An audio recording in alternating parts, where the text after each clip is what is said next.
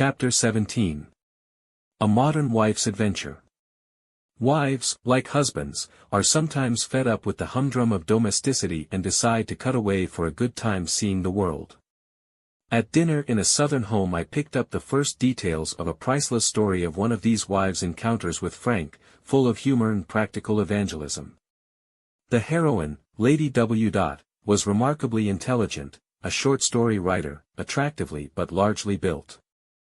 Had she been a size smaller she might have filled the bill as a film star. Despite her proportions, she had personality to make her a favorite in company and wit to retain that favoritism. She lived in the East Indies, but, wanting rest and change, decided to leave her husband for a 6-month holiday. As she went on the boat some wag warned her to beware of a religious fanatic who was on board. But the chief steward placed Frank and her next each other at the mate's table, she being unaware who her neighbor was. Frank's other neighbor was an admiral's wife, who stared with disapproval at Lady W., and was surprised that a man like Frank should talk with a person of her type. How could he help it when she was his neighbor at table, he asked. Frank told me the story complete. Here it is. Lady W. and I chatted together. She talked about her skiing experiences in the mountains, and I about some of my travels. I noticed that she always came in a little late for dinner, wearing some marvelous creation or other. She was a genial, happy companion and a great favorite with the men in the smoking room. When we entered port, the admiral's wife and party went ashore and left me to see the town by myself. As I was seated in the lobby of a hotel I saw Lady W. and a young man I had noticed on the boat arrive together. What should I do? Ask them to tea, or watch them wander into the palm room? Suppose the admiral and his wife came in and saw me entertaining her bête noire. An intuitive prompting made me ask them to tea. The young man eagerly accepted, for, as I discovered later, he had no money, and regarded me as a merciful providence. During tea I mentioned I was taking a drive, and invited them to join me in the back seat and see the sights. I sat in with the driver, who was called Buntai. I told him all the interesting things I could think of, and he told me about the sights.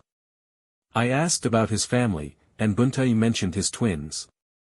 And as I spoke I always heard an undertone behind repeating what I was saying. Buntai has twins, and he's asking their names. Frank decided to pass back more and more information as it came along. Each time he looked round, the couple seemed to be progressively friendly. Before the tour ended the pair behind were receiving far more information, and interruption, than they expected or desired.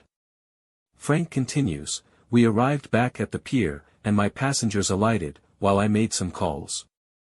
As I returned to the pier I saw my friends, who overheard my farewell conversation with the driver. Buntai flatly refused to take any money for the drive, saying he had rarely been treated like a human being by his fares, and he was grateful for the ride with me. Lady W. and her friend looked on, more astonished at me than ever. I waved goodbye to Buntai, sent messages to the twins, and went aboard. To Frank's surprise, Lady W. came aboard again, for she had intended to stay ashore for a long holiday. He now served an undercurrent of worry about his table-mate, and discovered that she had not received her last monthly remittance from her husband, and no reply had come to her cable of inquiry. So she had quickly cancelled her plans and decided to return home on the same ship. Frank continues, as the steamer receded from the shore I found myself singing on a happy, moonlight evening. Lady W. asked me if I knew what I was singing. I said, no, and she announced it was a hymn. She turned to her companion. Why, he doesn't even know he's singing a hymn. Soon Lady W. failed to appear at meals, so I thought I would now let her know something about myself and sent her down a book to read. Some days later we met on the companionway. She looked at me startled. My God! Are you that man? What man? That man in Life Changers? I said I was, and she said I was just the sort of man she had been looking for all her life. Her family had always taught her the Bible, and lately she had reminders that one could not be happy without it. A friend of hers had jumped out of a window after a merry party in one of the nightclubs and killed herself. She wanted to talk more to me about the Bible, and proposed to get out a copy from her mother's old box in her trunk, which she had not read for a long time. Did I mind her getting some of her smoke-room friends along to listen? Of course I had no objection to that, and so we sat in one corner of the deck, and she volunteered to read the Bible to us, which she knew well enough to choose the 51st Psalm. Thus began aboard a little group of which Lady W. was the natural leader.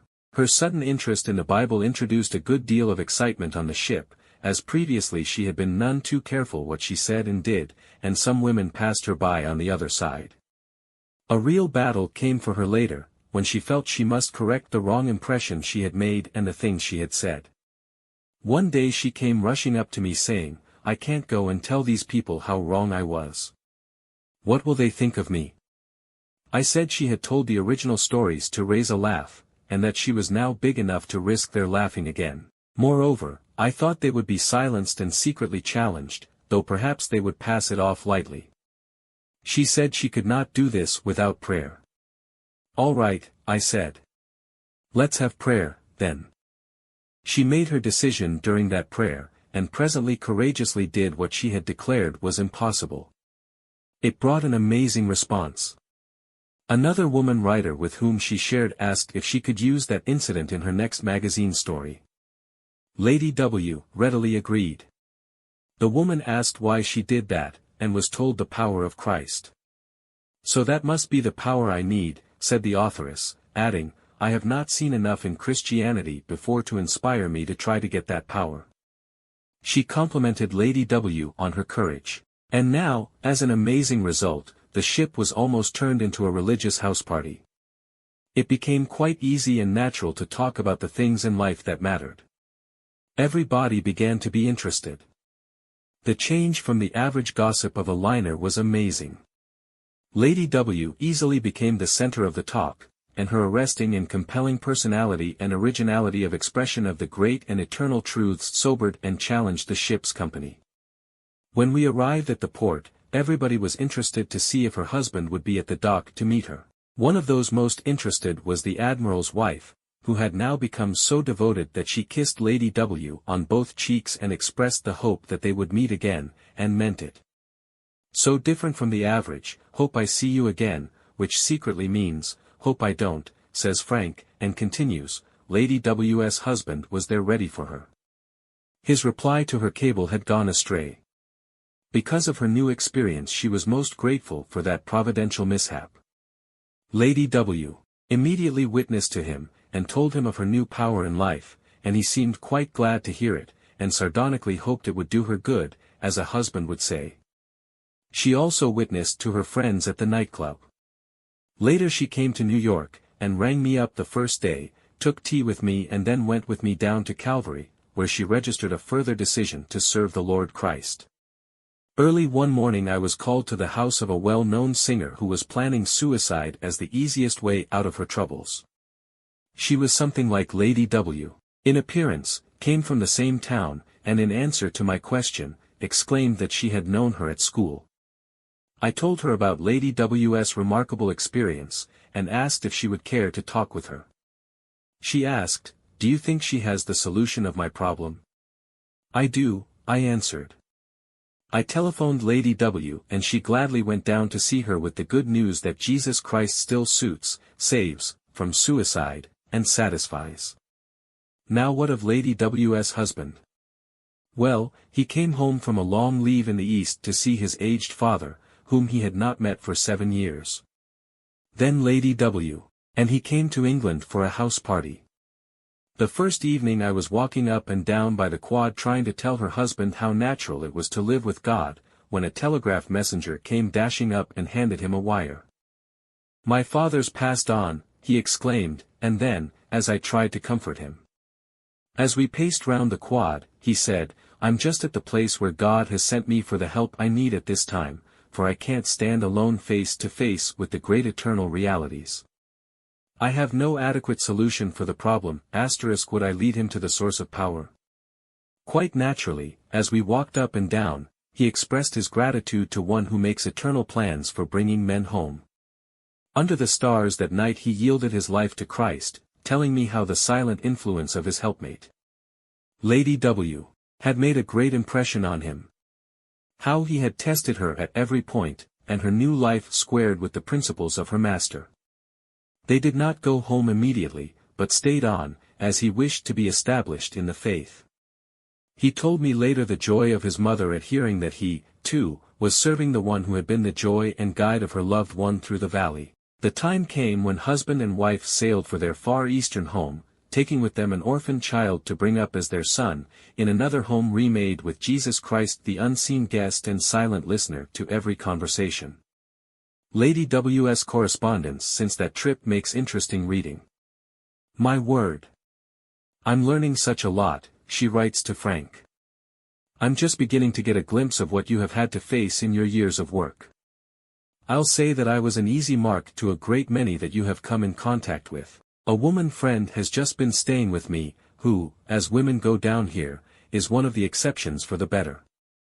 But many times while she is talking I hear myself speaking, as of yore, and want to cry out, it's all so useless to look at things in that way. Get the light of Christ on it. I used to think that the personal cross was a sort of illusion. But I see there is an individual cross for each, the true carrying of which is its own blessing. She tells gaily of a return trip to a nightclub. I felt it all such a pity and waste of time. The attitudes of some of the dancers and some of the clothes worn made me feel again my old wanton self, made up to a forced prettiness, with clothes far too extravagant, and the ego dominating every move. It was how I looked, how I dressed, how I danced, and my partner only came into the picture in the degree to which he was a compliment to me.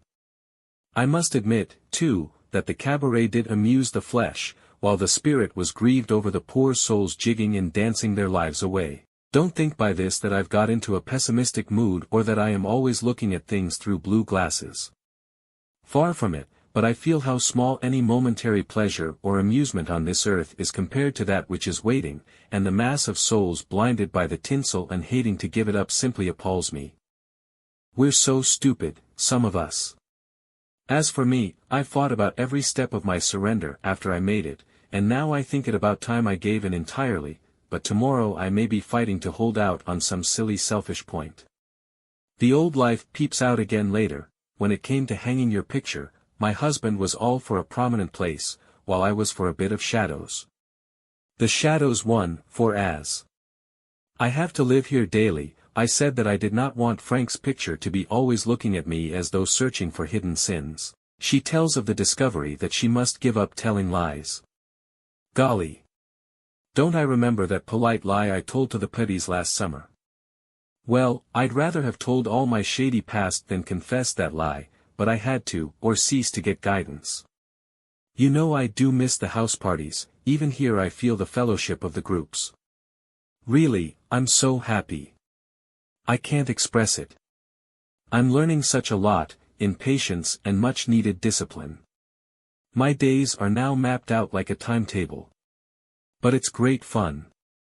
My hope is to teach my son to listen to God as soon as he can pray. Another echo of the voyage, I'm trying to get in touch with the young student in Australia who told me on the boat that you were a religious fanatic and to keep from religious topics when talking to you. A letter I had a short time ago from a friend there says he was in a fair way to commit suicide due to failing in an exam for the third time. I have listened to many other bizarre life stories told by women in the groups. Kitty was a picturesque figure as she rode hatless and erect along the streets of Oxford, her bicycle in tow of her pet terrier, lively and vivacious as herself, a happy undergraduate at whom nearly every passing youth darted an admiring glance. Kitty's story is as vivacious as herself.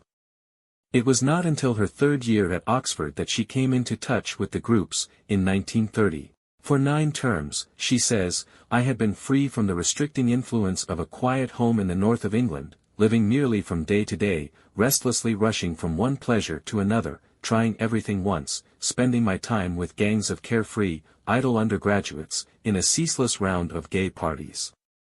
I was drugging myself with continual cigarettes, drinking far too much, keeping far too late hours.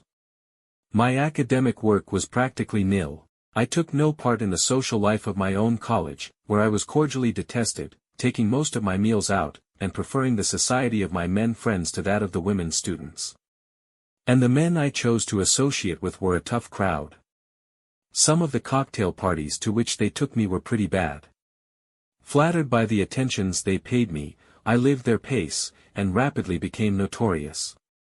By the time I met the groups I was well on the way to the dogs. What first attracted me about the groups was the peace and happiness I saw in the faces of the people I met. Peace was unknown in my life at that time. To me it stood for dullness and boredom. I got my happiness by living at top speed, with the maximum of movement, and it startled and fascinated me to find these people obviously enjoying peace. And when I was with them something of that peace seemed to enter me, and I had a foretaste of what the life in Christ could be. But the pull of the old ways was strong, and it was 9 months after my first experience of the group before I made a surrender to Jesus Christ. The change which followed was extraordinary. I was able to break with the old habits. I no longer had the restless craving for excitement which had dragged me from one thrill to another. Instead I had a peace which was anything but dull. It brought with it abundant life, a life packed with incident and glamour, a life given over to God for the fulfillment of His purpose. Since then I have been living in Oxford, among all my old haunts, with the old cronies within reach, but the new life God has given me so far surpasses the old, and the power of Christ has been so strong that nothing has availed to turn me back from the path in which He has set my feet. At Oxford I ran into a remarkable lady from South Africa who has developed a wonderful flair for life-changing. Jessie Sheffield is the daughter of a pioneer South African statesman, Sir John Fraser. Brought up in the orthodox manner, church, Sunday school, family prayers in plenty, religion became a frightful bugbear to her. She had a horrible fear of God. Jesus Christ was a myth. She started married life with tremendous illusions, only to discover that her husband and she were so much alike they could not hope to agree. She drank deeply the cup of pleasure. She controlled large tea rooms in Johannesburg which became famed throughout South Africa. By her business ability they were raised from insignificance to great success. Her husband and she parted. When on a visit to England, she went to a church in St. John's Wood. The sermon convinced her she was losing the reality of life, and she began her search for God. She felt there was nobody with whom she could share her need. She went home, and was a professional violin player in a cinema when the group arrived. At that time she was down and out physically, mentally, spiritually, completely disillusioned, thinking there was nothing in life. Then Garrett and Nan Steerley came to stay with her. She saw in their lives a quality she never thought to see on earth, and it took her to her first house party. Jessie is now a moda miracle, and a modern miracle worker. One group meeting I attended was at Mrs. Northcroft's in the fashionable medical quarter of London, where every house provides one or more distinguished specialists, with consulting rooms. There have been many miracles of medicine in Harley Street, but apparently other miracles, none the less real and startling, have also been happening quietly in this street of professional respectability during the past 18 months, miracles in which doctors as well as other professional men and women have figured privately as patients instead of professionally as specialists. Quite a sensation was caused at one of these meetings by a Jewess, who told a simple, straightforward story of her conversion to Christianity through the influence of the Oxford group. There was good-humored laughter as she described some of her special weaknesses, including ungovernable temper. In her tantrums she would throw books about the room and be generally unpleasant to everyone. A veritable whole hogger, her friends declared. She naively admitted that her decision to attend a group house party, on the invitation of a college friend whose room she shared, was only taken because she wished to demonstrate her ability to drive a new car. At this remarkable house party, it was in South Africa, she heard educated Christians sharing their experiences, and began to feel very uncomfortable about her own life, though she still refused to follow their example during the next 6 months. Pride was her chief trouble, and fear of friends' opinions. Ultimately, she yielded pride and fear and herself, and next day obtained great joy through a definite experience of the Holy Spirit. Her Pentecost. A woman artist then told an arresting story of a miraculous life change which she had experienced. She described her unsatisfactory search for lasting enjoyment in studios, in literature, in art galleries, in sport. Sometimes she enjoyed herself very much. Yet always, at the end, a terrible aching feeling of, what is it all for, and the old longing for something eternally elusive which she later discovered to be just peace through freedom from sin and the indwelling presence of the Holy Spirit. The visit to an Oxford group house party was undertaken partly as a joke. Certainly she did not put peas in her shoes or go there with the mentality of the old-time pilgrim. She was embarrassed to hear talks on sin at the house party. She felt very annoyed about this, while very miserable. Anyway, what business had they to talk about her sins? What about their own? Furthermore, she was an artist. To be a good artist she must see all sides of life, live life as everybody lived it. Otherwise how could she express herself through her art? The principles of the group were all very well for other people, but not for her special case. Then light came.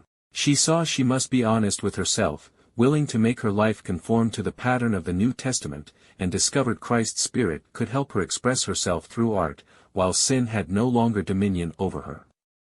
Many other simple convincing life stories by educated, unemotional though happy people, most of them young, all of them ready to testify to an altitude of Christian experience through readiness to surrender their own wills to God's will.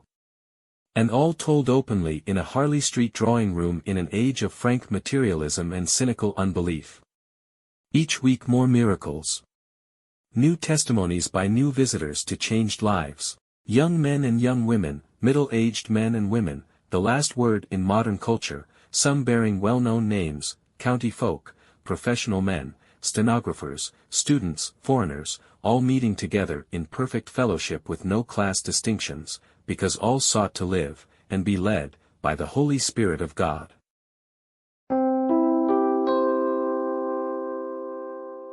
Chapter 18. That Naughty Marriage Problem. The genius of the Oxford group movement is that it seems to get at the fundamental problem in every life and offers the real cure. It does not profess to cure human bodies, although human bodies have been cured through the group message. But it gets at the root cause of the disordered life, removes it, and then joyfully observes that life straightening out into happy contentment irrespective of the size or character of the problem. Of course, the real solution of the marriage problem is the guided engagement. The group believe that falling in love is not one of man's rights, but one of God's privileges, that where he allows, it spells happiness. Where he does not approve, it is a fatal mistake. God has his choice for a man. To marry another is to look for trouble. But most people today marry on any and every other basis than God's will: affinity, proximity, femininity, personality, affability, sociability, financial ability, and almost every other ability on God's earth. And they find trouble waiting just round the corner. I asked one happily married man in the group, "How did you happen to marry Anne?" "Guidance," was the answer. This was a new one for me. I knew we had got beyond the stage where parents decided the question for their offspring. But my idea of prenuptial bliss was catch as catch can. "You mean you fell in love, and then God told you to go ahead?" "No, there was more to it than that. I had known and for some time," he explained. "I knew she was the kind of person I wanted to marry. But one day during a quiet time on a railway these thoughts came to me: would you like to marry Anne?" "Yes," I answered, "if you think it's all right." "Well, then, why don't you go ahead and try?" Came the clear but whimsical answer. I made up my mind I would. But before I committed myself I checked it with my friends, as people in the group are wisely accustomed to do. Their guidance confirmed my own. Take the chance, and see what comes of it. I did. We were engaged before the week was out, and it has been glorious ever since. That is the group secret of marriage, where romance never fades. One of the most tragic problems the group encountered, and one now being smoothed out, is that of a woman graduate who met her husband when he was in business studying for the church. It was a love match, but something happened during their married life to produce what became an insoluble problem. The woman accepted his offer of marriage while he was studying for the church on condition that she continue her own profession as a doctor, for which she had a great natural aptitude and love. It was several years before she agreed to marry, fearing that children and the duties of a clergyman's wife would prevent her carrying on. He silenced her fears by saying he would engage a housekeeper. They married, and the husband made no attempt to interfere with her work until he became a clergyman. By now she had successfully developed a flair for children's diseases, and established herself as the specialist in the city where she practiced. Her husband was appointed to a church in the same city and, being an eloquent preacher, became as well known and successful in his own sphere as she in hers. Then trouble began. Undoubtedly the preacher became jealous of his wife's professional fame, as some husbands are apt to be, as some wives are apt sometimes to be jealous of their husband's success. The congregation grew, and the clergyman wished his wife to do some entertaining and to take over the usual duties of a clergyman's wife, which she did to prevent a scandal in the church. He failed to fulfill the promise of providing the help of a housekeeper. Naturally the wife began to fret over the situation. She tried to carry on, though the work was becoming too much, but as there were no children for some years, she just managed. During the next 7 years 4 children arrived, rather 2 dosed together for the comfort of her home. Their coming definitely ended her practice as a doctor. She had thought over her situation, and decided to face her duty as a wife and mother and put it before her opportunity as the best children's specialist in the city. Then she tried to talk over her great renunciation with her husband, not so much for help, but for sympathy and a loving understanding of her situation. Here he failed her utterly, jumping to the conclusion that she preferred her career and wanted to break away from him. About this time a girl was born. Her husband's inability to give her the sympathy she needed in her most crucial moment preyed on her mind. She did her duty for another 16 years, striving not to think of the sacrifice she had made, but brooding on his failure to supply the sympathy she craved. Those around her had not the faintest idea of the struggle that was going on in her own mind, though she had been such a great loss to her profession. Her husband had now developed into a power in the city. She supported him in every way, for the two were very much sought after. Then he died, suddenly. After the funeral it was discovered that he had made bad investments not only of his savings, but also of her money, which, under the law at that time, he had a perfect right to do, though there was no moral sanction. So she held no resentment about that. At the time her eldest child was just about finishing law school and the youngest in a kindergarten. She had to do something to maintain them. Her mind flew back to her old work. She began to make inquiries, and discovered that medicine had progressed so far that she was now hopelessly behind the times, and inadequate for the work, although her degree still held good. She did what she could, taking any opening that offered. She was at one time a nurse in a doctor's office, a medical assistant at a nursery, she took boarders, she had a wonderful voice and she sang in public. Though resourceful and energetic, she was increasingly unhappy. She became an automatic worker, always doing something in her own house, and all the time there was the remembrance, her husband had blocked her own career, refused her sympathy, and wasted her talents on common jobs. A very natural frame of mind for the best of persons to be in after such an experience of matrimonial joys. But these thoughts, traveling ceaselessly along one line of nerve energy, were making a fissure in the track which could only be repaired when the thoughts were excluded. Then, through the group, God loomed as a reality. She had many talks with one of the women leaders, Olive Jones. She said that before her husband died she had lost all her faith and was going through the forms of religion with no conviction. She began to pray and ask God's help.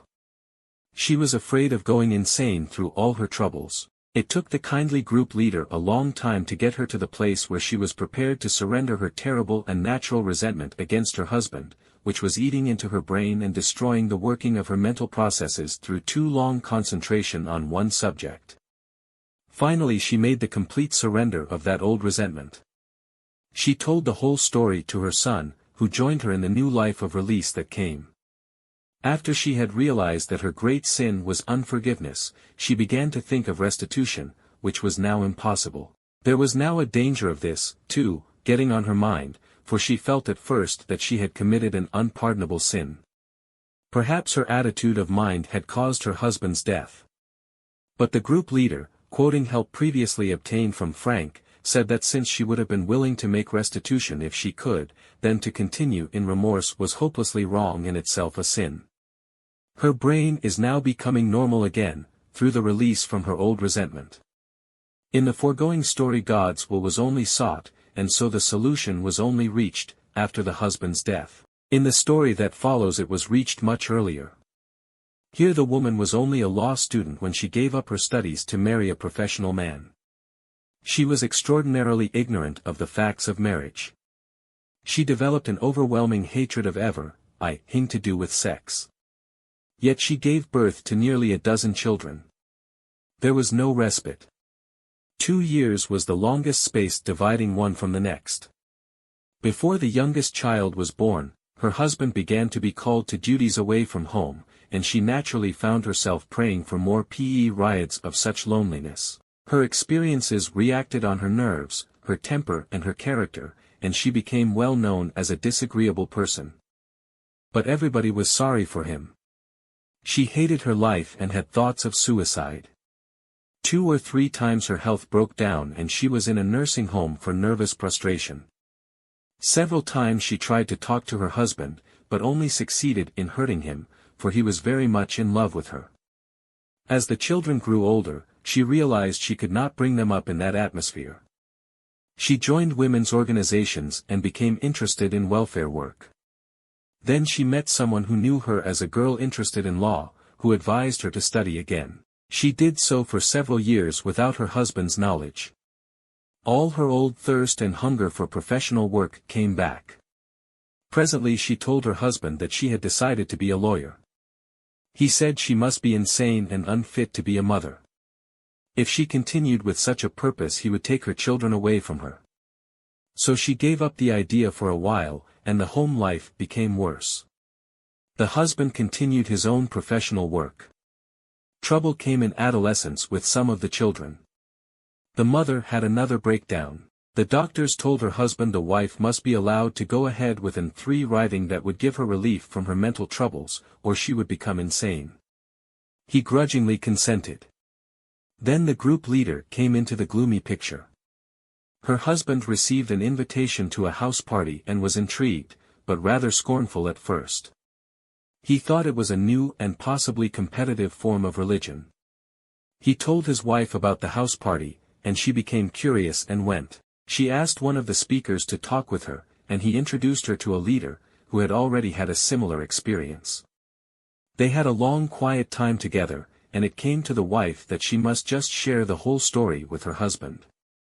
A terribly painful performance and a great shock to the man who had not understood until then. It ended in both offering their lives to God, and they are rebuilding their home on understanding lines of simple sharing. The wife has become a lawyer, and is practicing law with the wholehearted assistance of her husband. But what of people who marry when madly in love and fall out of it, developing more and more incompatibility as their lives unfold? Here is the example and the answer in her own words. My husband was an airman in France when we married. We saw each other at intervals during the war, and those intervals were naturally not spent in arguing and petty quarrels when death walked side by side with us. We each gave all our love to the other without criticism or blame, and each was everything to the other, and God was away in the background, existing for us as a benevolent Father Christmas who had to be constantly reminded of presents due and rushed to for assistance when we spilt the milk. Our real gods were each other and ourselves.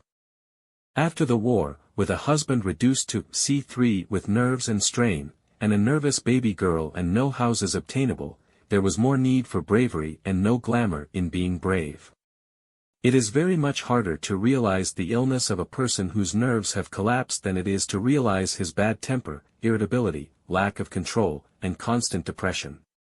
Our godless love did not stand the strain, and after 2 years studying farming, and an outdoor life in South Africa, my husband's nerves were strong again and mine had collapsed. Now I became resentful and self-loving, full of good purpose and bad thoughts, devoting myself to my family from pride in doing my duty. There was, however, little love for anyone but myself.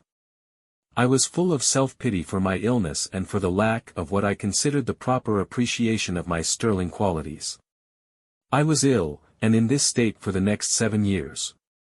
I had an ungoverned temper with those under my authority, punishing the children severely for a small fault when the servant whom I could not afford to lose had angered me. My husband and I kept up a successful pretense of affection to the outside world, but we had no unity of soul or mind. To get away from this mental disharmony, we filled our free time with entertainment and visits to friends. If we had an evening together at home, I felt it was too good an opportunity to miss for telling my husband how unselfish I was, how misunderstood, and how badly he disappointed me, with well-illustrated instances and occasions. I grieved that our evenings at home were never happy. I always felt I kept a brave heart under my trials and never showed my real feelings. Of course I could not smile much, and usually wore an expression of disappointment. It was a great grief to me that I should be so ill-used and misunderstood when I was always doing things for others, and hating them, and when I was always in the right too.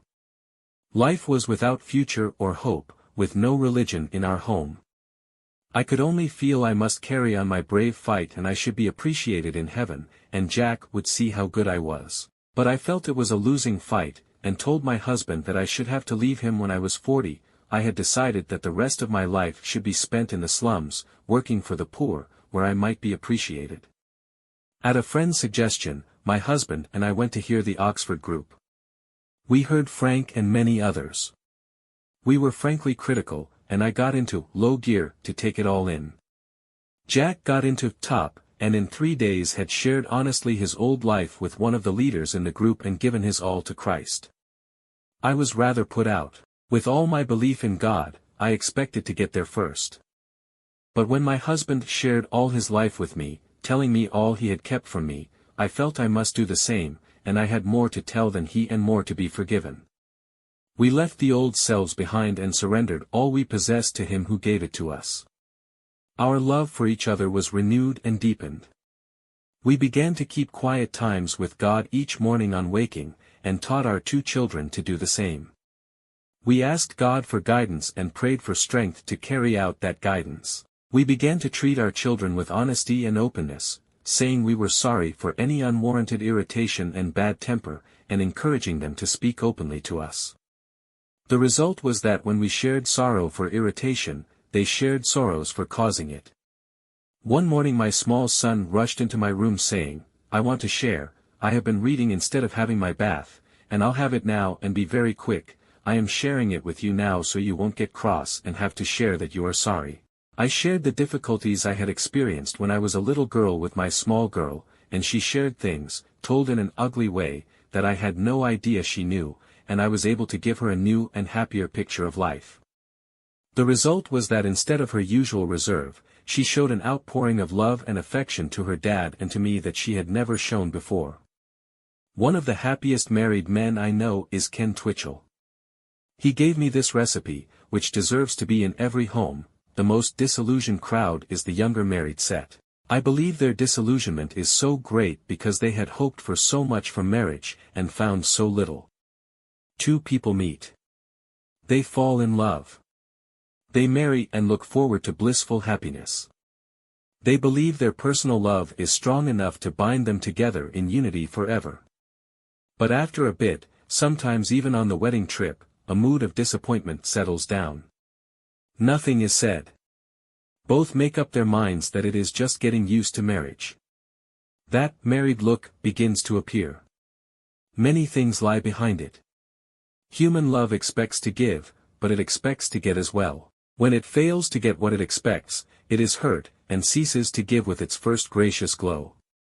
We have ideals and hopes for the other person which we have not yet surrendered to Christ. We rather cling on to them and demand them. We expect a certain sympathy, a lightness of touch, a marital tonic, a romantic quality. We expect a combination of Sir Galahad and Prince Charming. We are hurt that it is not forthcoming. Another difficulty turns up when we find that in marriage there is the problem of adjusting conflicting human wills. T want this. She wants that. 2 difficulties often arise. One person superimposes his will on the other. He, or she, is a slightly more dominant person.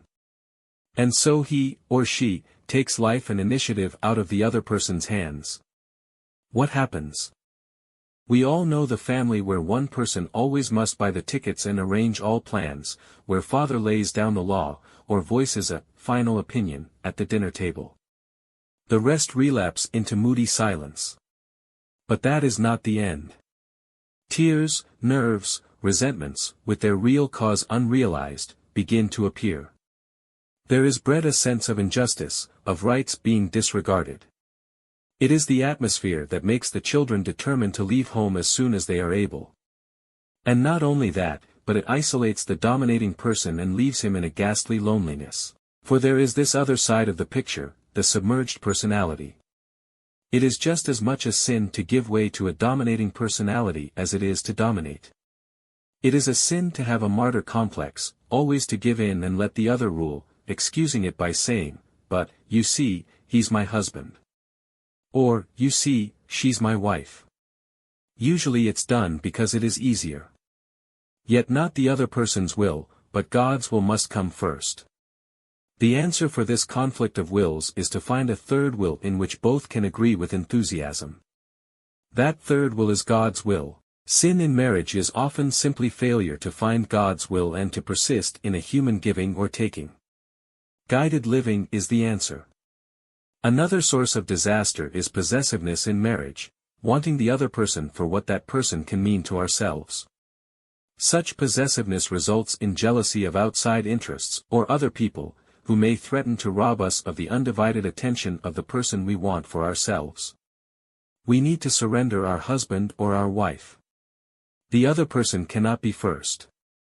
Jesus Christ must be first. On that basis jealousy and fear disappear, resentment of intruders in the guise of work or friends of either sex melts away. Human love fails because in the last resort we cannot really give ourselves to another human person.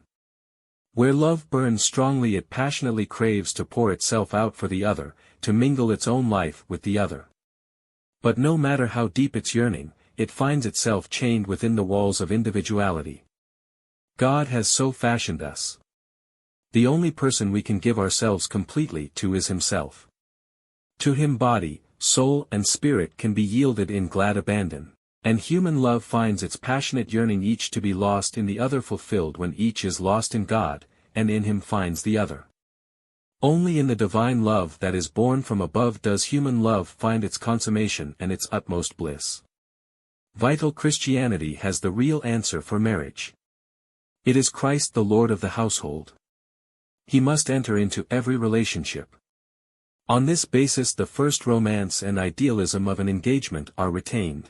They are not an illusion of the past, but a reality maintained only on that high level where marriage is regarded as a team of two living for Christ. Marriage must always turn outwards into the lives of others, seeking to lead them to the same joy. It is a sacrament that must always be shared. This teamwork for Christ demands an open transparency between husband and wife, with no hidden reservations about each other. Most people are lone wolves by nature, and they need a regular time of sharing each day, when all the silly little irritations, the jealousies, the suspicions which skim the cream from matrimony can be laughed away. In this kind of teamwork the stronger develops the weaker, each holds the other to the highest. We make the other a leader. We don't decide for the other person, we let him or her decide. The stronger may be able to do the job better, but it may be God's will to develop the weaker by giving him or her the opportunity. This requires a daily patience and self-sacrifice.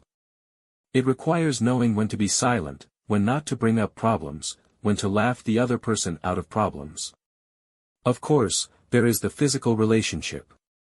Most divorce court cases begin in the failure to find a guided adjustment here.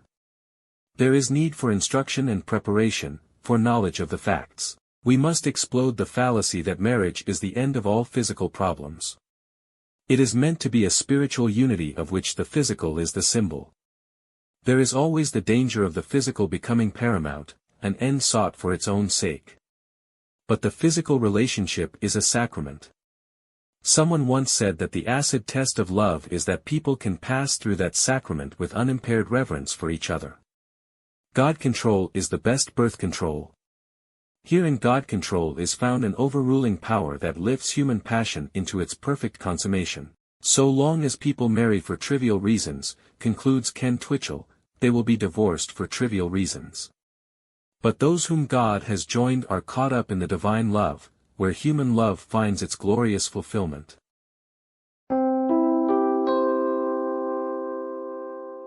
Chapter 19. An Oxford Psychologist Speaks. During my travels with the Oxford group, weighing carefully and critically what was said, watching carefully and critically what was done, I was often wondering what was the real opinion of senior Oxford, faculty in administration, on this remarkable movement spreading outwards from their midst. As a journalist I felt confident in my estimation of its news value. I felt, too, that I could appraise the movement spiritually with the spiritual, for I had sought and found God, but I was an amateur in the psychological and theological aspects of the message. Therefore I decided to probe a well-known figure in senior Oxford who is entitled to speak authoritatively on the group movement. He is Canon L. W. Grenstead, one of the foremost scholars and psychologists in the Church of England, Oriel Professor of the Philosophy of the Christian Religion, the Bampton Lecturer of 1930, a member of the Archbishop's Committee on Doctrine and on Spiritual Healing, and Canon of Liverpool. Canon Grenstead has one of those fine, massive heads that we admire, while not eager for the burden of carrying it around. I passed an enjoyable afternoon and evening catechizing him. It was a rich experience.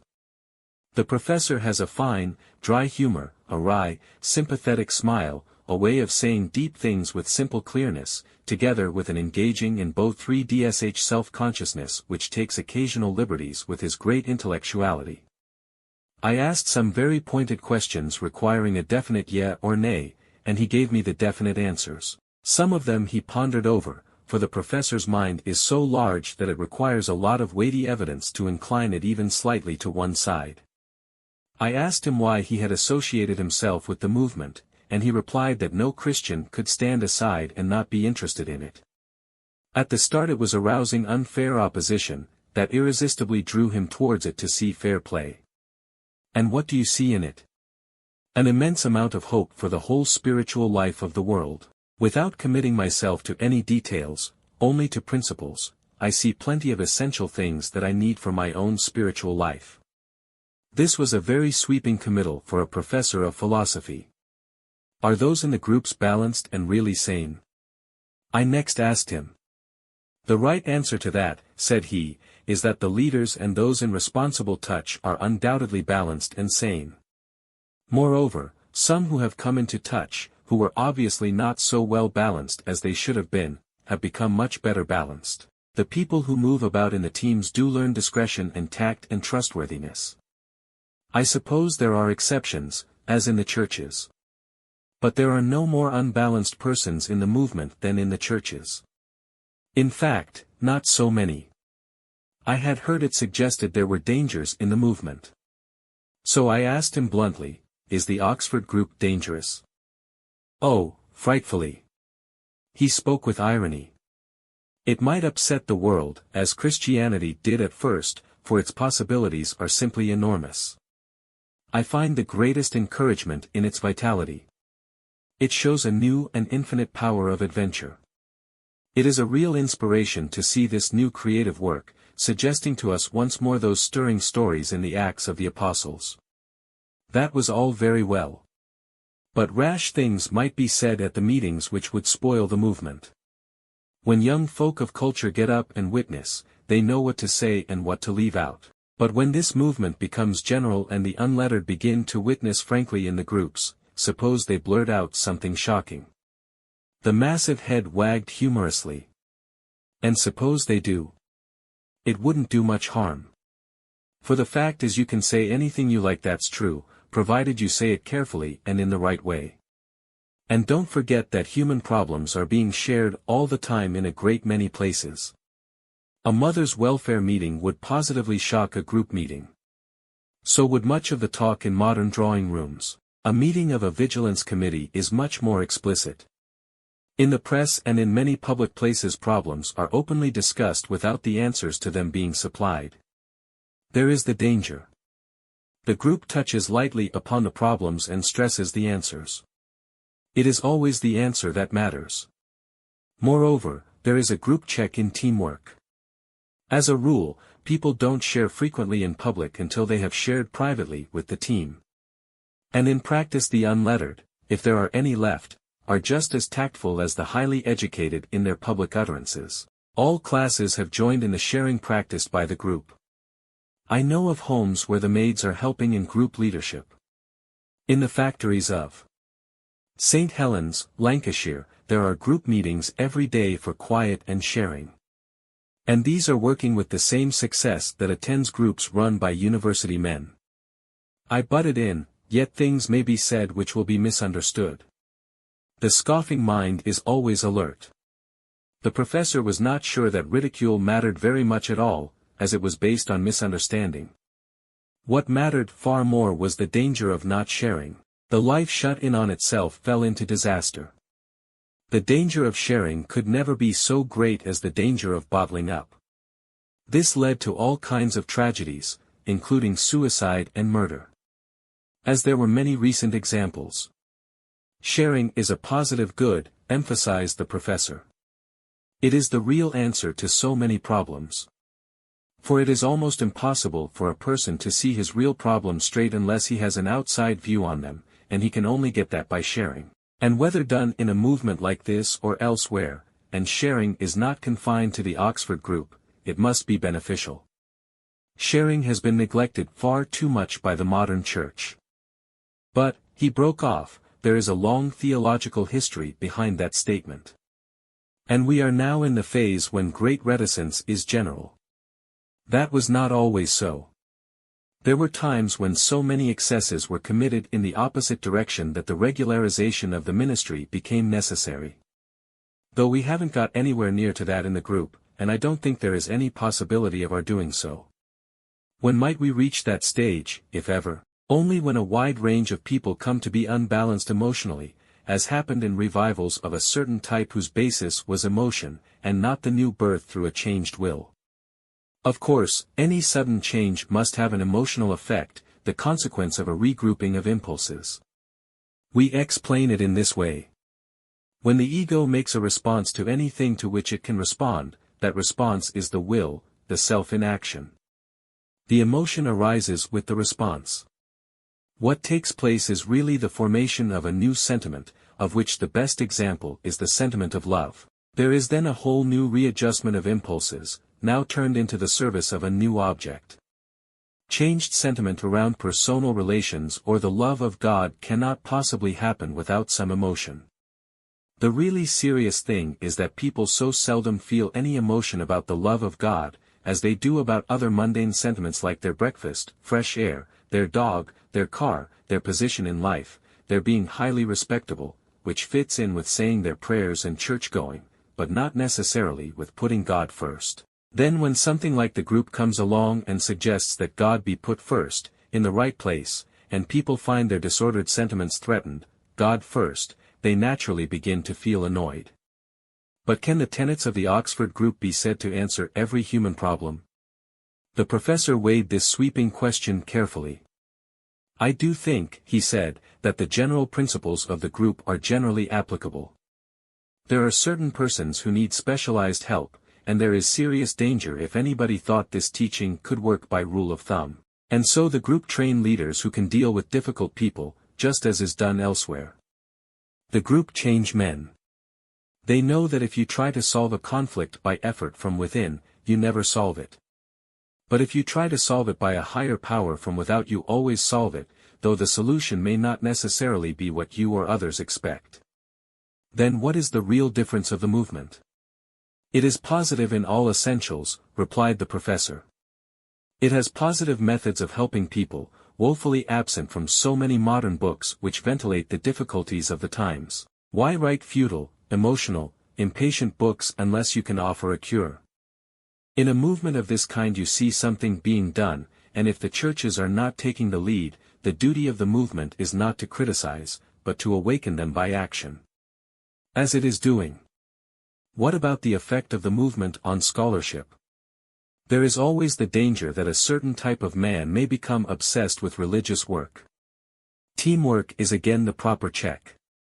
But, so far as I can see, the scholarship results are entirely to the good. One of the points stressed by the group, which often sends men sorrowfully away, is restitution. I asked the canon what he had to say on this prickly point. Restitution, he said with emphasis, should only be made under guidance with a view to helping the people concerned. Don't make restitution for your own amusement. There are people in the world who are spiritual Pharisees, making restitution for the sake of working off an emotional complex.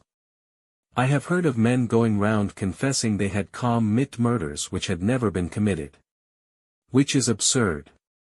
In a group a man may ask guidance from other members of the team, but in principle he must himself decide. The old books on casuistry are full of debatable cases of restitution.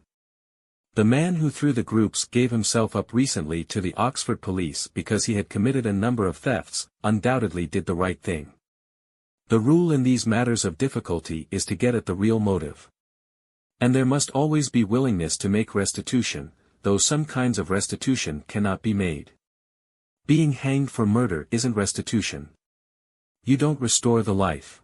A bishop has recently been perplexed, he tells me, because somebody has written to him from South Africa, following contact with the groups, to restore something stolen. But the bishop has not been able to estimate what was taken or to give the inquirer correct leading as to what he should restore. Nevertheless, the Bible teaches restitution. The Church teaches restitution. And restitution should be made whenever possible with a view to helping the persons concerned. I knew that the canon, like the Bishop of Leicester and the Bishop of Hankow, and other church dignitaries, kept his own guidance book, a practice often criticized by those outside. Is notebook guidance an advance on memory guidance? I asked the canon, expecting him to be a little gun-shy. But he was prepared stoutly to defend the practice. I find that carrying a guidance book saves a tremendous amount of time, for it fixes a great many fugitive ideas, some of which may be genuine guidance and may be lost if they go unrecorded. Unless you take all means of securing what comes into your mind when trying to get guidance, all the resistances there are in human nature will rise up and block the most important things, he warned. Behind that lies an important psychological principle. Forgetting is actually necessary to ordered thinking. Point 143. We forget irrelevant or unwanted things so that all we know shall not crowd into our consciousness and interfere with the direct line of our thinking upon the matter in mind at the moment. Forgetting is a positive help to thinking clearly and acting straight. If we remembered everything, our lives would be just a muddle. When guidance comes, it may be distasteful or even dangerous to our self-esteem, and so would be thrust on one side by forgetfulness unless we take steps to prevent it. For a long time I had felt I should give up smoking, which was not good for me, but I shouldn't have done it unless I had written it down in guidance. Hitherto I had just forgotten it or shelved it.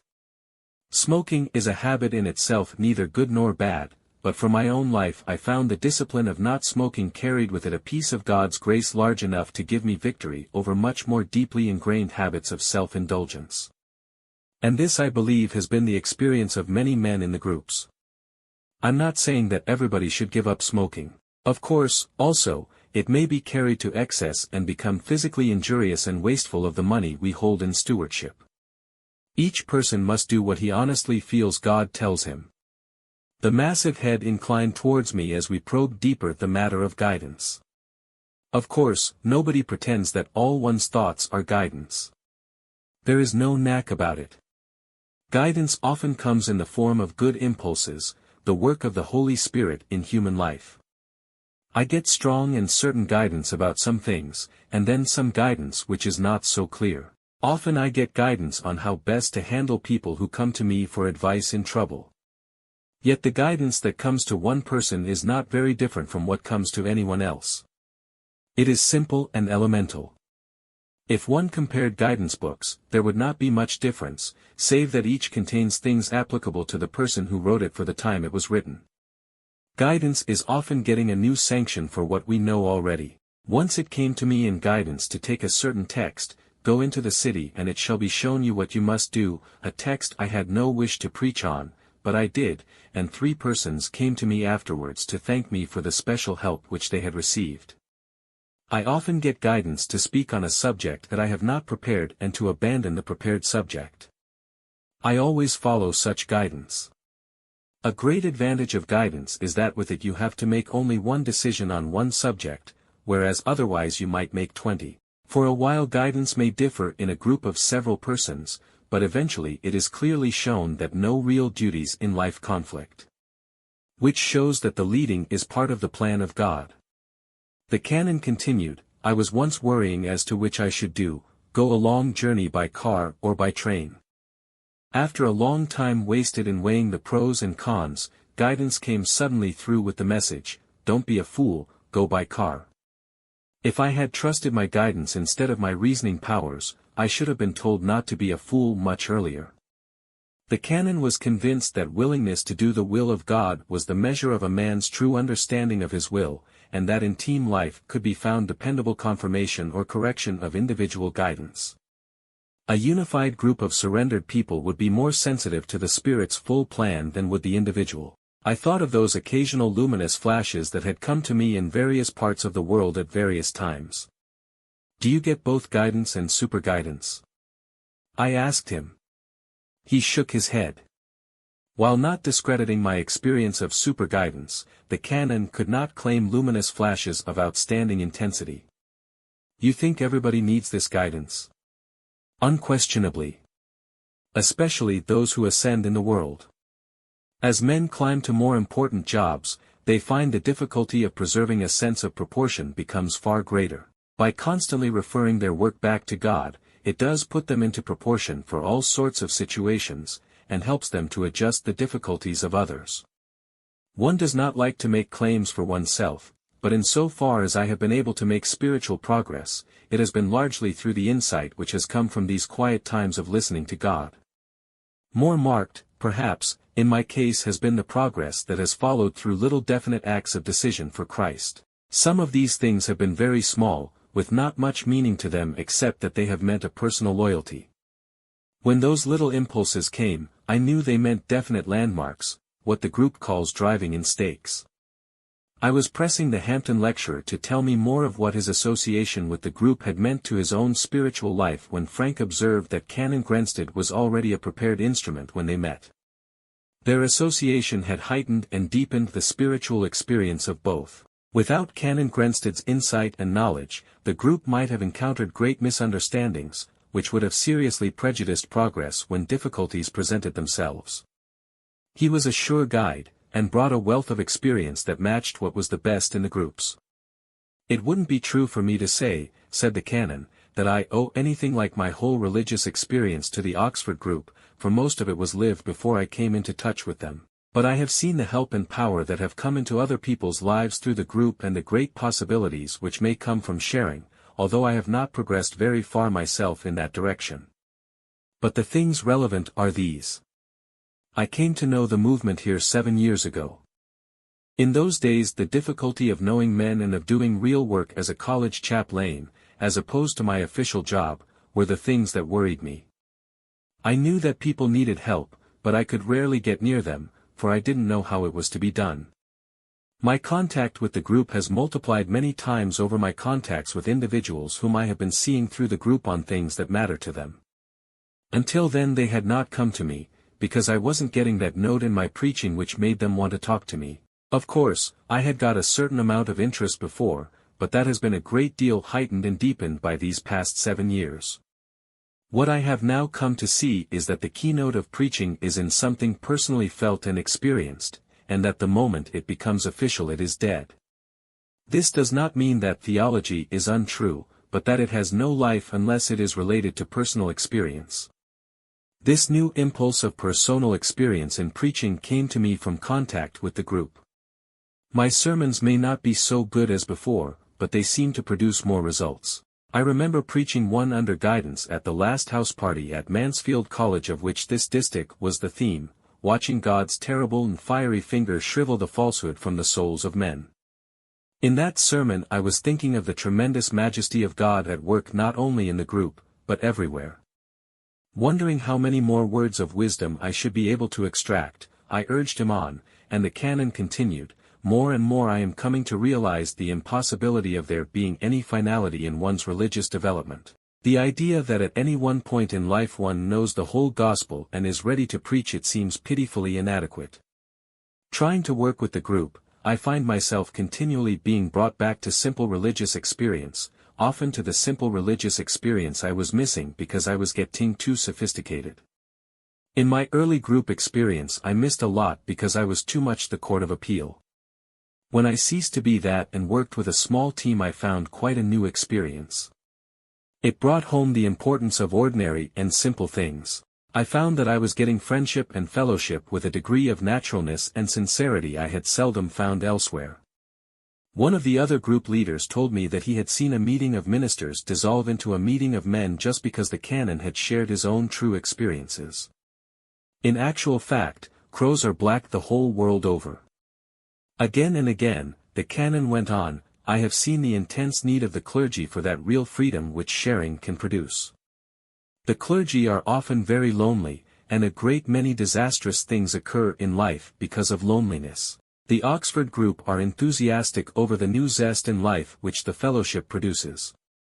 With all barriers broken down there follow a naturalness, a trust, a freedom, an abandon, which are neither offensive nor presumptuous. I asked the canon about this. He, too, was enthusiastic. The fellowship provided by the team helps you to face the world and bear the world, he said. Nothing but God can help you to read and understand and endure a newspaper. I was with a team of the Oxford group at St. Helens, where I observed a real world, not the unreal world of the newspapers, placed before the people. Only Christ can enable one to see the real world. Only Christ can produce this kind of fellowship which is part of it. As Canon of Liverpool I invited 8 Vitalist youngsters to come up from Oxford to confer with some of the clergy as to the possibility of the work. Our sample team met with various little groups and developed certain interesting contacts. We had with us John Watt of Edinburgh, a highly converted parson, who was perfectly admirable. The others, with one exception, were about to be ordained in the Church of England. Preparatory work had been done at Liverpool by Basil Yates, a recent convert, who once thought he was an agnostic, but was perhaps mistaken. While a lecturer in philosophy he had become an enthusiast for the group. He and I, and some of the others, had had doubts of one another. At our first quiet time we said so, and our difference of outlook simply disappeared. The team was welded into a unity in a matter of minutes. We had the guidance we wanted. Good work was done and good preparation was made for the St. Helens mission which successfully followed. It was at this time I first began to take down notes of my own guidance, and it was this consistent note-taking by everybody that helped to cement the work of the team. And it was in Liverpool where my first piece of written guidance came, that about stopping smoking. I may get guidance to start smoking again someday. But I doubt it. None has come so far. The important thing about that sample team was that a body of people of different ages and outlook found they could work within a common purpose, not muddled by their emotions. The great difficulty in life is that we are all mixed up with so many purposes, not all Christian, and owe a kind of loyalty to a variety of people. But it was shown in our team that there is a possibility of personal relationship of a high and rare quality of which most people are unaware. Of course we work together in our ordinary life, but on much too low a level. We accept the people we meet as decent folk. We work with them and like them, and leave it at that. But it is not satisfactory. And our production is not satisfactory. Some people are left outside, while the work of the world as a whole is pretty badly done. The Oxford group takes all comers, shows them how to live the highest life, knits them together in an efficient unity, and elevates them into a fellowship resembling the pattern made by Christ with the 12 apostles. Canon Grenstead now holds a regular Tuesday afternoon service for the Oxford group in the University Church of St. Mary. It is purposely a simple service of worship, and is not confused with other elements, practically a service of meditation, rest and quiet. There is very little preaching.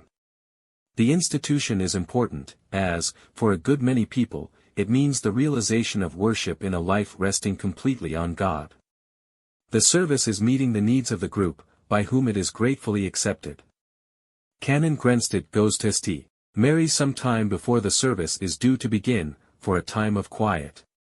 Usually there are some 40 or 50 worshippers.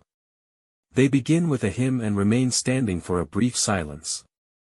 Then a passage of scripture is read, followed by a 10-minute talk. Then the congregation sit or kneel, as they choose, for 5 minutes or more of silence. There follows another hymn, and then an act of worship of some kind. During most of the service, and this is an important point, the canon turns his back to the people, to stress the impression that the whole service is directed towards God. All who attend speak of the quiet, refreshing quality of the service, which builds and sustains them for the work in hand and inspires them for greater work ahead.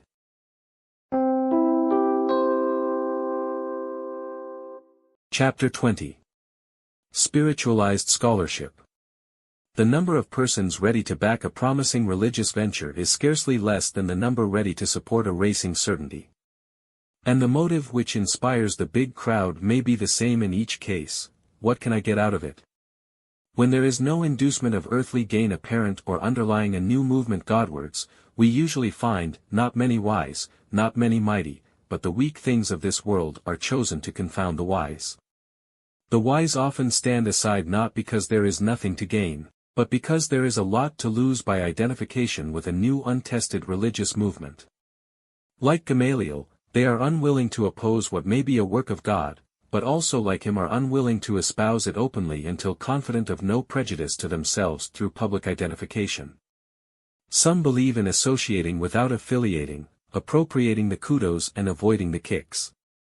They circle about the fringes of the Oxford group enjoying the company of the people within, whom they like and admire to a point just short of emulation, but persist in addressing them as you instead of we.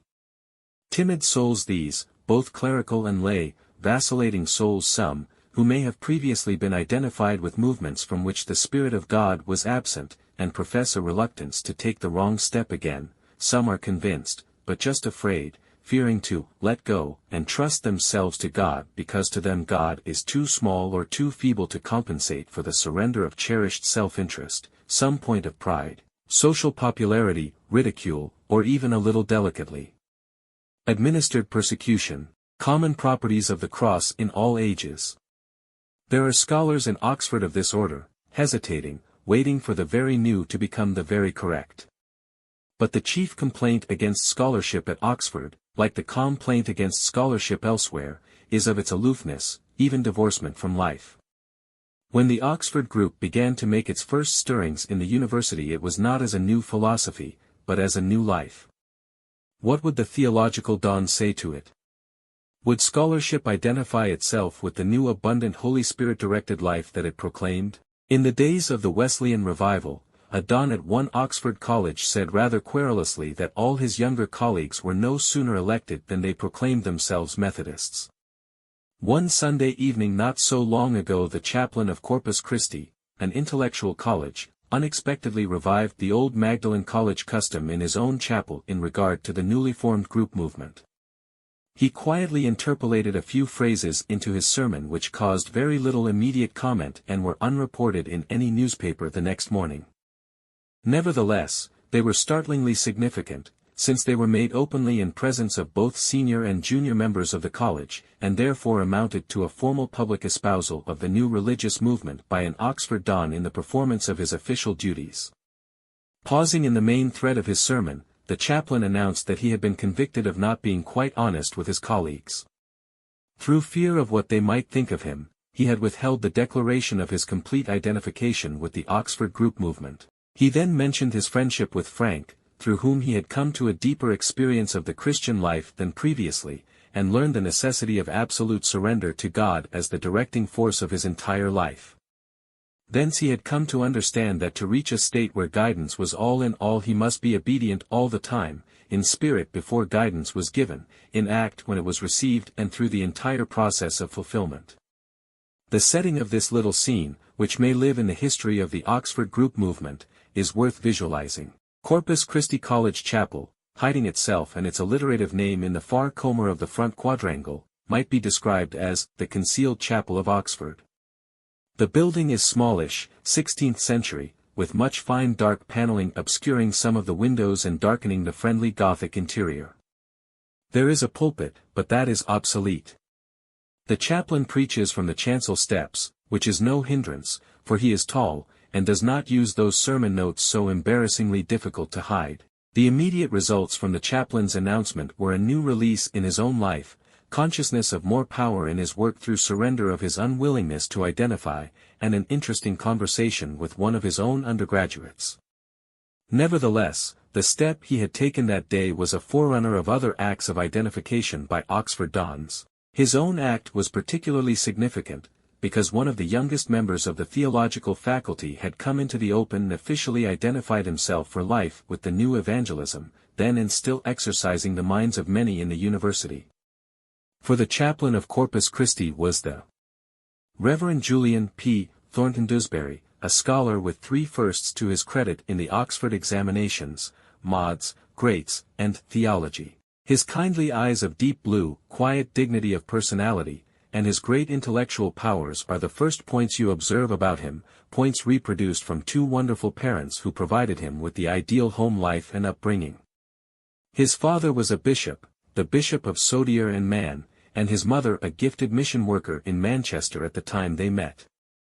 Both parents were consecrated to the life in Christ, and they constantly maintained the true Christian atmosphere about him, although, as he says, I did not always realize what it meant. Before becoming the Bishop of Sodier and Man, Julian's father had labored in Barrow-in-Fumess, Islington, Leighton, where his principal parish work was done, and then in a fashionable church in Marylebone, London. Growing up in this inspirational environment, Julian did not wait until his first encounter with the group to answer the Master's call. What I look upon as the decisive moment in my own conversion, he told me, came at Keswick through Bishop Taylor Smith, before I knew anything of the Oxford group movement. And it came through the concrete dealing with the known fact of sin as focused in one particular sin in my own life. From my own powerlessness to overcome that sin I was led on to seek power from the powerful one whom I knew only in theory as Jesus Christ. Of the divine validity of that experience I have no doubt. This decisive moment was followed by some authentic marks of rebirth, the discovery of the Bible as a new book, a new experience of prayer, and the beginnings of a message for my friends. Both then, and still more afterwards, I had considerable intellectual acquaintance with soteriology. But it was not until nearly 8 years later, during a group house party in Scotland, that a bitter realization of sin as a betrayal of divine love and trust in my ministry led me to a personal apprehension of what Christ had done on Calvary for me, from which it would seem that you cannot hasten an act of God. In amplifying to me what he meant by the regeneration which was made possible for him through the atoning work of Christ and his views on surrender of self to God, the chaplain of Corpus Christi gave me this, as a favorite quotation from E. F. Scott's Kingdom of God in the New Testament. It belongs to the essence of the message that everything depends on one great decision. The one thing necessary is to surrender oneself to the will of God, and all else will follow of its own accord. The will that has become one with God's will can henceforth be trusted to take the right path in all those moral complexities which had to be carefully mapped out under the old law. The future chaplain of Corpus Christi had now learned that the cost to God of forgiveness, the cross planted in time on Calvary, and the cross set for all eternity in his heart, may or may not be realized by the penitent, but in any case the cry of the prodigal is answered by the Father, and when the door has been opened the Lord comes in to sup. We may trust him by his Spirit to guide the new disciple into all truth in his own time and way. He is confident that guidance comes whenever necessary, and that it must be followed without compromise and irrespective of personal desires. Presently he came to see how Christian experience often gives back what we think it may take away. His real desire in life at this time was to be a don and teach the classics. He went back to his school and began to teach Latin and Greek, preparing to become a schoolmaster, returning to Wycliffe Hall to be ordained. There he was to be tried out before going back to his old school, but instead was asked to join the staff of Wycliffe Hall to teach theology only, and not his favorite classics. For some time he was undecided what to do, to return or stay, his inclination being to return to his school to teach classics, his wish to do the right thing irrespective of his desires. Unable to settle down to his work until a decision was reached, he wandered down the Woodstock Road praying for guidance, until he came to St. Philip's and St. James' Church. His speed for this walk was typical of scholastic progress, a mile an hour. He crawled and cogitated. Returning to his school meant running into temptations which were better avoided. The pay offered at the school was higher, but that did not matter. Then definite guidance came with sudden clearness that he must stay where he was and surrender his desire to be a don and teach the classics. Some time after this there followed the offer of a fellowship and the chaplaincy of Corpus Christi with tutorial work, an offer which would not have come to him had he returned to his school. As a university don he found that contact with Frank had shown him how to teach a new evangelism which would satisfy both intellectuals and non-intellectuals. While not shirking a genuine intellectual difficulty, he knew how to get down to the needs of all, whether really intellectual or merely masked under the cloak of intellectual problems. When teaching men who are going to be parsons, he told me, I find that my association with the group gives me an increasingly clearer vision of the relationship to life of my subject. All the time I am conscious that it is not mere scholarship, but the only possible life I am teaching. Of course, lots of persons discovered this before I did, and lots failed to discover it. But it is a discovery which everyone must make before he can be of real use. And that does not involve any belittling of real painstaking and exact scholarship, for the genius of Oxford education is a wide grasp of general principle combined with the discipline of exact attention to precise detail. The one real temptation of the college tutor is to think of pupils in terms of the grading they will achieve, while just as keen as ever that they get firsts, and so reflect credit on the college and my teaching, I am able to look beyond and feel more concerned that after they have taken schools, final examinations, which is only the means to an end, they shall be physically, mentally, spiritually whole when they get into their life work, in fact, the complete man. Any man who passes through Oxford should leave equipped to face any problem that may turn up in his life, irrespective of where he lives and how. But it is only during the last 3 or 4 years that I have seen how to teach this all-round knowledge, and have realized how everyone gets up against personal problems, with many of which he is unable to deal through lack of training for their coming. Not that the group exclusively help in these matters, for the principal of Wycliffe Hall and some others I know see the same need, and give wise preparation for meeting personal problems. The chaplain of Corpus Christi caused quite a stir at one of the public group meetings in Oxford at the end of the Easter term in 1932. Suddenly called to speak at this meeting, he announced that he was a parson and a don, one of the class apostrophized by Mr.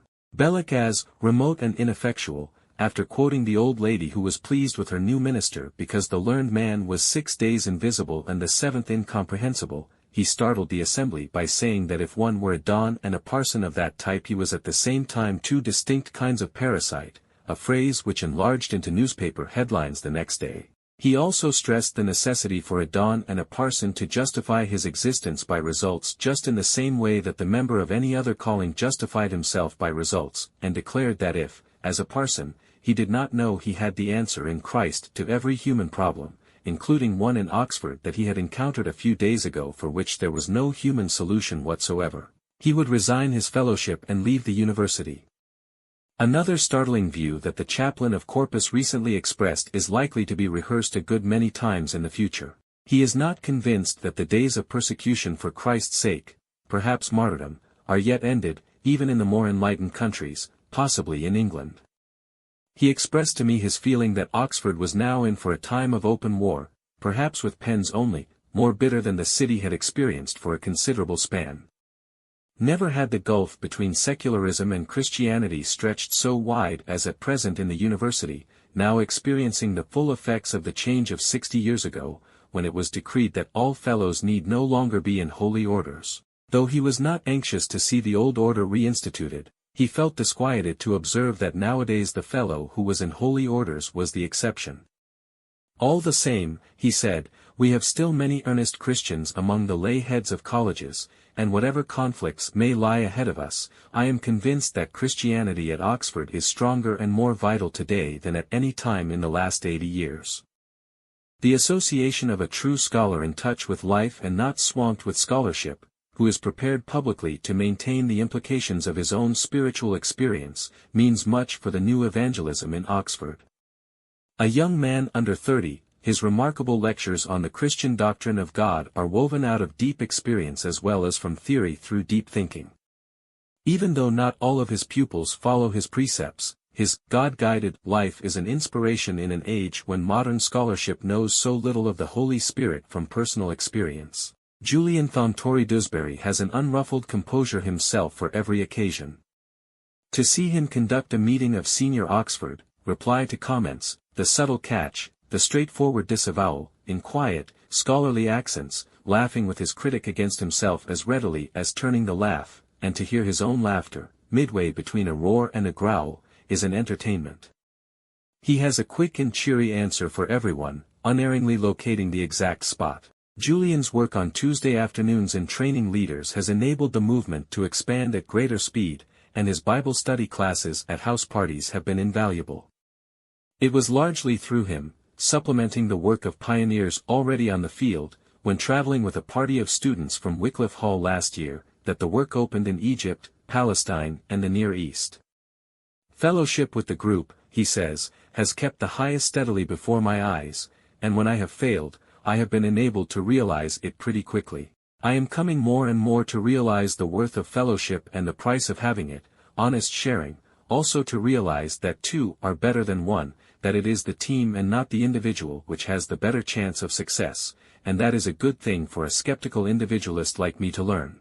There are plenty of scholars of church history who know all that in the abstract, says Sam Shoemaker in Twice-Born Ministers, why yet who concretely never get away from their own inveterate individualism or learn to merge their own experience and activity with others whose knowledge and experience will challenge and perhaps modify their own. It is much easier to study St. Francis' movement than it is to throw oneself into a contemporary movement which is in its initial stages, whose final outcome is not certain, and which tests the faith of its participants all the time. One need hardly say that self-identification with a modern movement which raises real issues and challenges so much in contemporary religious activity is harder for such a man than for almost any T3RPE. The intellectual of all men finds it most distasteful to lose himself in a movement where the intuitional emphasis is deep and to become one of a functioning group bent on definite evangelism.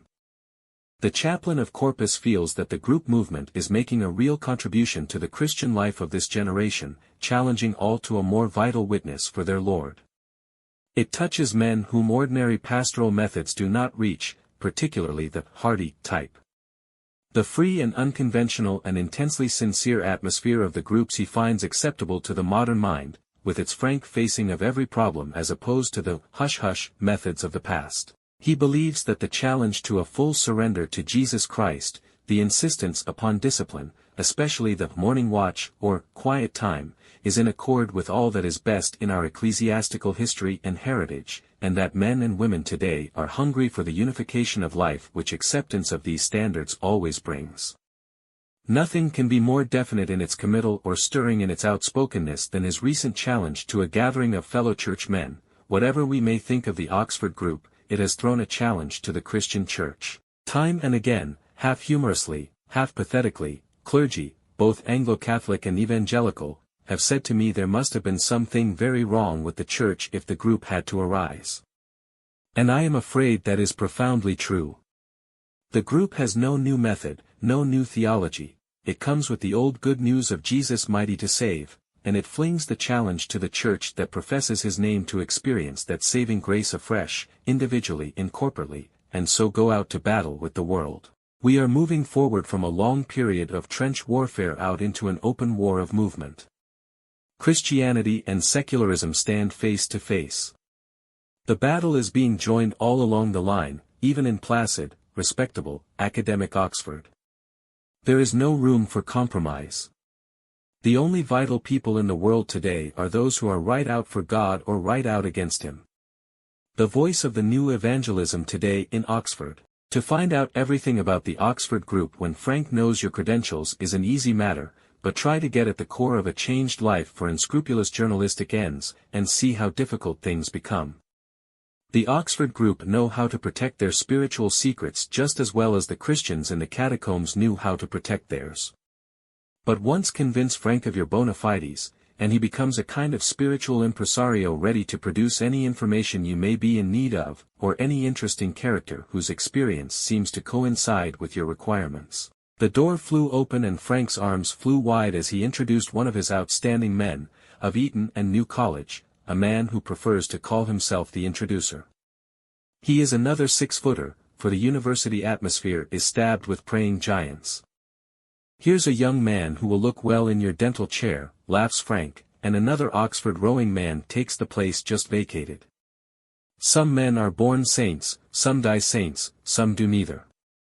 The first look of the newcomer told me he was born a saint. What on earth does a man with that pale, ascetic face, dark hair, rich voice and earnest manner want with the group, an institution that attracts sinners only? He is the kind of man whom you know at once will start life as the overworked secretary of a missionary society and lose it in a Boxer or Bolshevist rebellion when he is the youngest missionary bishop in the Far East. The introducer was once, in fact, the secretary to an influential religious organization, so I asked him why he of all persons wanted to come into the group. His story was revealing. Just because my own personal life was wrong, he admitted. You look at him and feel certain he is lying, only he is a born saint, and never does those things. He had been seeking to meet the intellectual requirements of people without meeting their need for redemption. There was a lack of power and a great absence of joy and peace in his own life. Before I met the group, he confessed, I did not know just how to put those things right. W.E.S. Holland, the well-known missionary, told me one day the group were touching a type of person we were unable to get near. That annoyed me, for I knew our society was doing a good work. Then 2 things occurred which gave me a jolt. We had a committee of 7 in our society, and one of the first persons to be changed was Francis Golding, who seemed to radiate a wonderful new life. That made me wonder. About 2 weeks later, Julian Thornton Dewsbury, also a senior member of the committee, came to me transformed. Instead of being shy and negative, he had now a missionary love of men. He said he had been in touch with the group, and that made me wonder again. For I felt I had failed. Another incident occurred just after which seemed to prove my conviction. I went to Henley with a New College 8. When I entered the bedroom at night with the other tough crowd I hadn't the courage to kneel down and pray. That was the test of my Christianity which I failed to pass. 2 nights went by before I produced the necessary courage. That was how far my preaching had taken me. When I should have been the happiest of witnessing Christians. The saint in my chair paused, then my father died suddenly, and I now realized I had been depending upon his faith more than my own. I was facing ordination in pursuance of my father's wish, and went to Oxford, where I came into touch with Ken Twitchell, who showed me I had not fully surrendered my life. All sorts of doors were still left open to the world. Fear was one of them.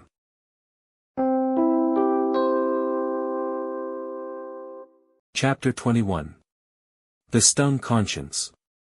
If the Bible contained a comprehensive list of bewares as well as beatitudes, we should probably find in it, beware of the stung conscience.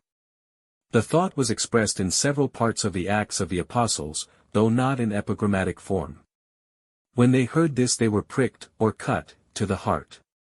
The first reference is followed by the news that 3,000 souls were added to the church. The second time Gamaliel stood up and warned the assembly that if the movement was of God they might be found to be fighting against him. On the third occasion, the crowd silenced their stung consciences by the stoning of Stephen. There may be several motives animating the critic of the true Christian or of a deeply spiritual movement: fear, misunderstanding, deliberate wrong-headedness, hate or envy in other powerful elements that move humanity to action. But the stung conscience is usually the first cause. Humanity is so full of sensitive complexes that explode when touched by look, word or deed, sometimes by the very presence of a pure character whose challenging life is taken as silent judgment on the critic. I have seen more than one instance of this kind, especially when an earnest Christian encounters one who has backslidden. An attempt is made to ease the stung conscience by fastening on the weak spots in the other, man or movement. Such persons often project their own failings to the other person, blindly believing the other is the sinner. Canon Grenstead told me the story of two temperate ladies who indulged in champagne for the first time. Presently one of them leaned over to the other and exclaimed, "You're drunk. You've got two noses." That, said the Bampton lecturer, was just a clear case of projection. Drunk herself, she was accusing the other person. Another example of projection is the common one of a man losing his temper and immediately blaming the other for losing his, while the crowd looks amusedly on. A prude is a person defending an inner conflict by being censorious of another's conduct.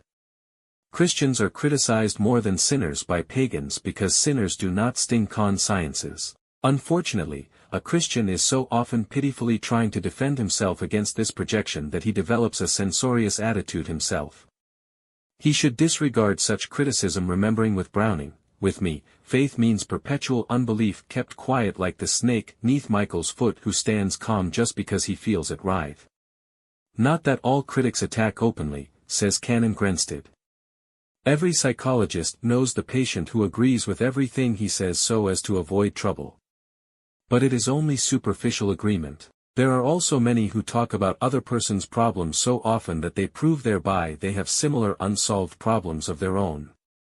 The real key to the criticism made of the group's uncompromising activities is in the emotions stimulated when attention is directed to any problem by particular words.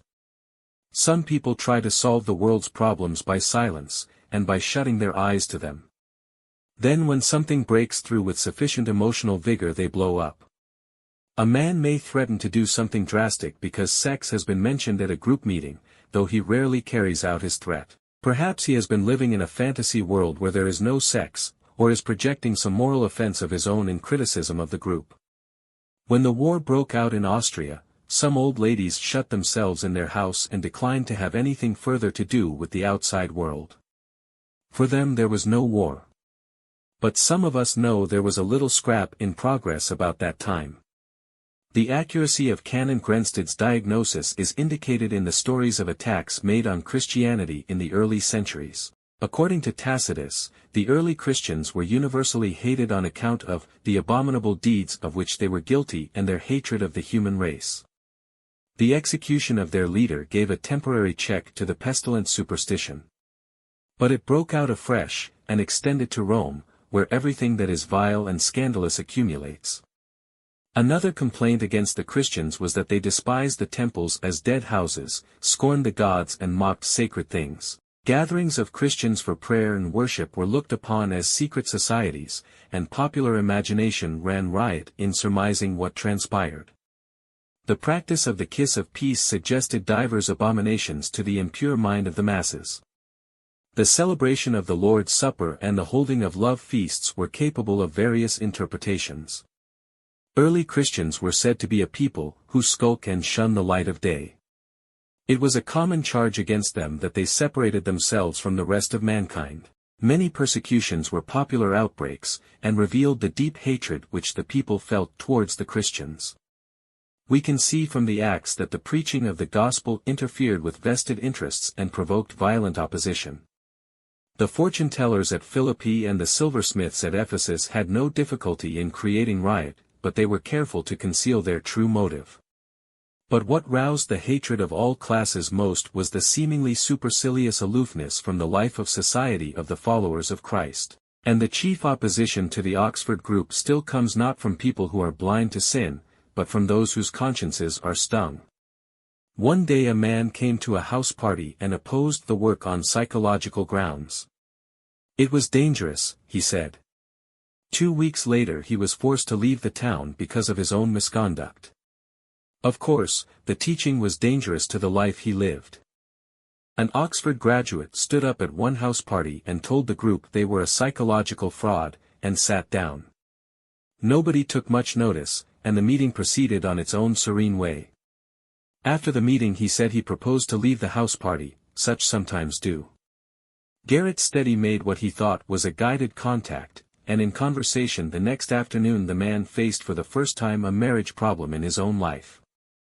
Later he stood up and admitted he was the fraud, not the group. There are letting down parties at some house parties, people who get together and say things privately in criticism of the work. Usually there are several stung consciences among them. Before the house party ends, the letting down parties usually become the bucking up parties. Two children had attended an Oxford group meeting and returned home different. They were behaving so magnificently that their father grew suspicious. What had they got hold of? He came to a house party to see if everything was okay. Silent at most of the meetings, he liked to get away to one of these letting down parties.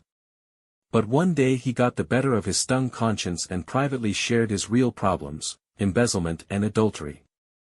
How two sides of a person's nature will work on the question of honesty was shown at one house party.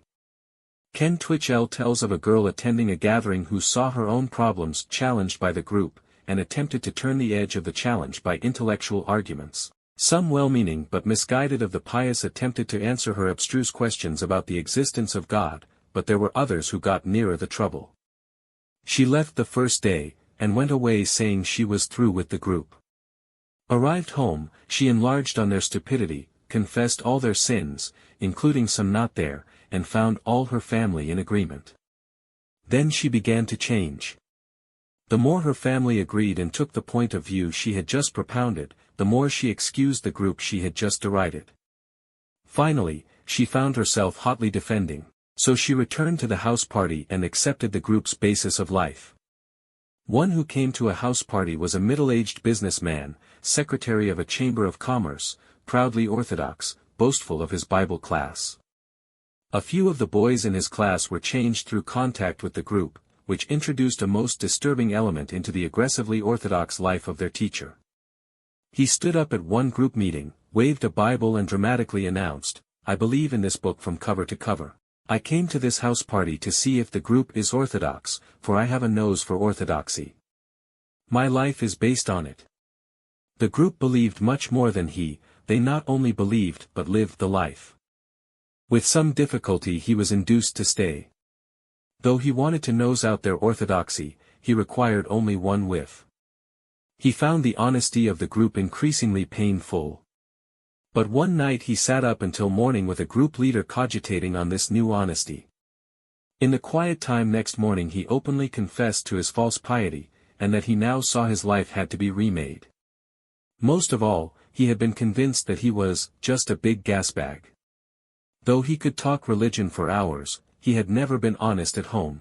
He had superimposed his will on his son, who had left home, and on other people, asking them to do what he was not doing himself. He called together the Chamber of Commerce and made restitution. He asked them to attend at his place of business to hear of certain matters of personal moment. He openly admitted his false aggressiveness and his garrulous piosity. Some who came were impressed and associated with the group, but some criticized. This same man also toured the town making restitution to a number of people whom he had treated wrongly. His estranged son was seen, and a better relationship followed. A new unity came to his family through the children being allowed to develop their own initiative without paternal browbeating. A young critic, a Scot, who came to the meetings, opposed himself to the teaching, alleging that he was concerned about the unequal distribution of wealth, the truth of which statement he subsequently proved by admitting that he was in the habit of ringing up the wrong change on his employer's cash register. When the gospel is preached in the Holy Spirit it either convicts or enrages. A middle-aged professional man, forceful but suave, had been very successful in business, and was about to retire to a comfortable life of golf. He heard, when on holiday, of the groups coming to his city, and being the son of a minister, he considered he knew all about that sort of thing. When he came back he found all the men in his club talking about the Oxford group. He immediately telephoned to his most pagan friend and invited himself to dinner. But the meal was only half over when his host, too, began to talk about the Oxford group. He packed off as soon after dinner as he conveniently could and went home disgusted. Soon afterwards he had a business appointment in a distant city, where he had a talk with one of the shrewdest magnates there. Thoroughly on his guard against this clever man of the world that he should not be cheated, he was taken aback to be thus addressed: "Mr. Brown, I've been in touch with the Oxford group, and I want to own up to you I've overreached you twice in a business deal." This was a staggerer. But the minister's son held out manfully. A week later he went to another city, where he hoped to have a pleasant afternoon with a charming young lady, motoring in his car. Today she was not so affable or responsive as usual.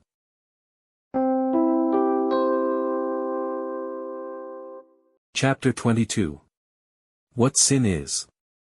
As this is a book for sinners, and as most sinners, myself included, are rather hazy about what sin is, it seems opportune to supply the answer in this chapter. An Irish rector told me that a famous preacher delivered a fine sermon on sin to a village flock, and was afterwards embarrassed to be told, "Sure, your reverence, we didn't even know the meaning of sin until you came here." After one of the meetings at the last Cambridge house party, Frank burst into my room, exclaiming, "You should have heard Loudon Hamilton's talk on sin. Fine. Great. Never heard anything so revealing.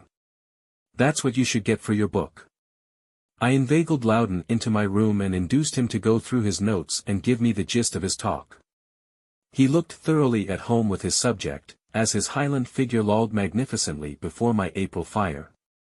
Loudon has a fine head, dark brown hair, eyes and mustache, a strong voice and a witty, paradoxical turn of phrase. That day, at a religious house party in Selwyn College, he wore a white sweater, a bright leather belt, navy blue shorts and, below bare knees, a pair of stockings that were red like crimson, the sin color.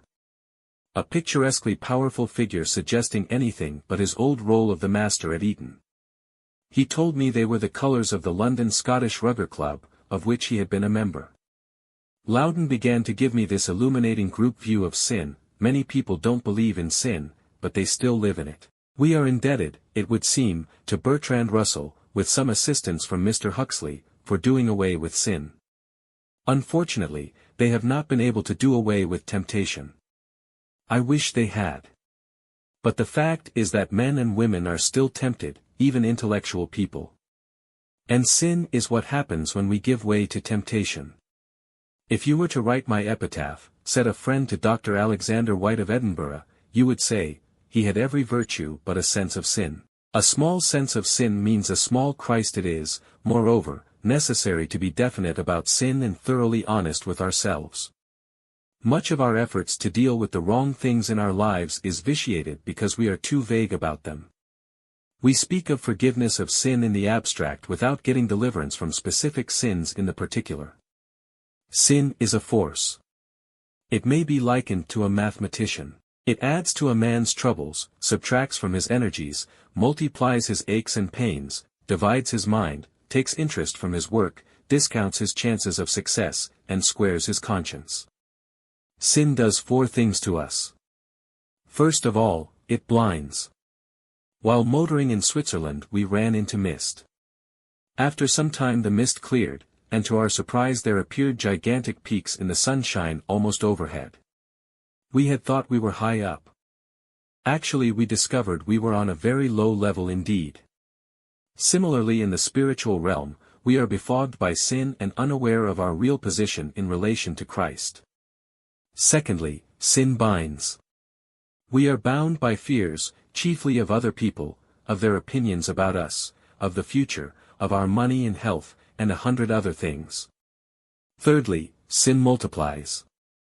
The lesson of the first chapter of James is that man is beguiled and lured by his own desire.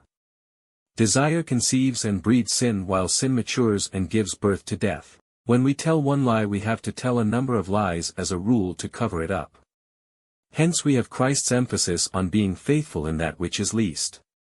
An alpine mountaineer knows that one false step is enough in certain places to precipitate an avalanche. Many of us have taken that false step, congratulating ourselves that an avalanche will not ensue, and when it has, we have made futile attempts to stop it halfway down the hill, with the inevitable result of disaster. Fourthly, sin deadens and deafens. A hot cinder put on the heel of our hand may not hurt us much, but if put on the cheek would cause us sharp pain. The temperature of the cinder has not changed, but only our sensitiveness to it. By repetition and habit many of us have lost the sense of the sinfulness of certain things in our lives. We need to be made sensitive again. Sin has deafened us so that we cannot hear the voice of God. It is sometimes convenient to be deaf.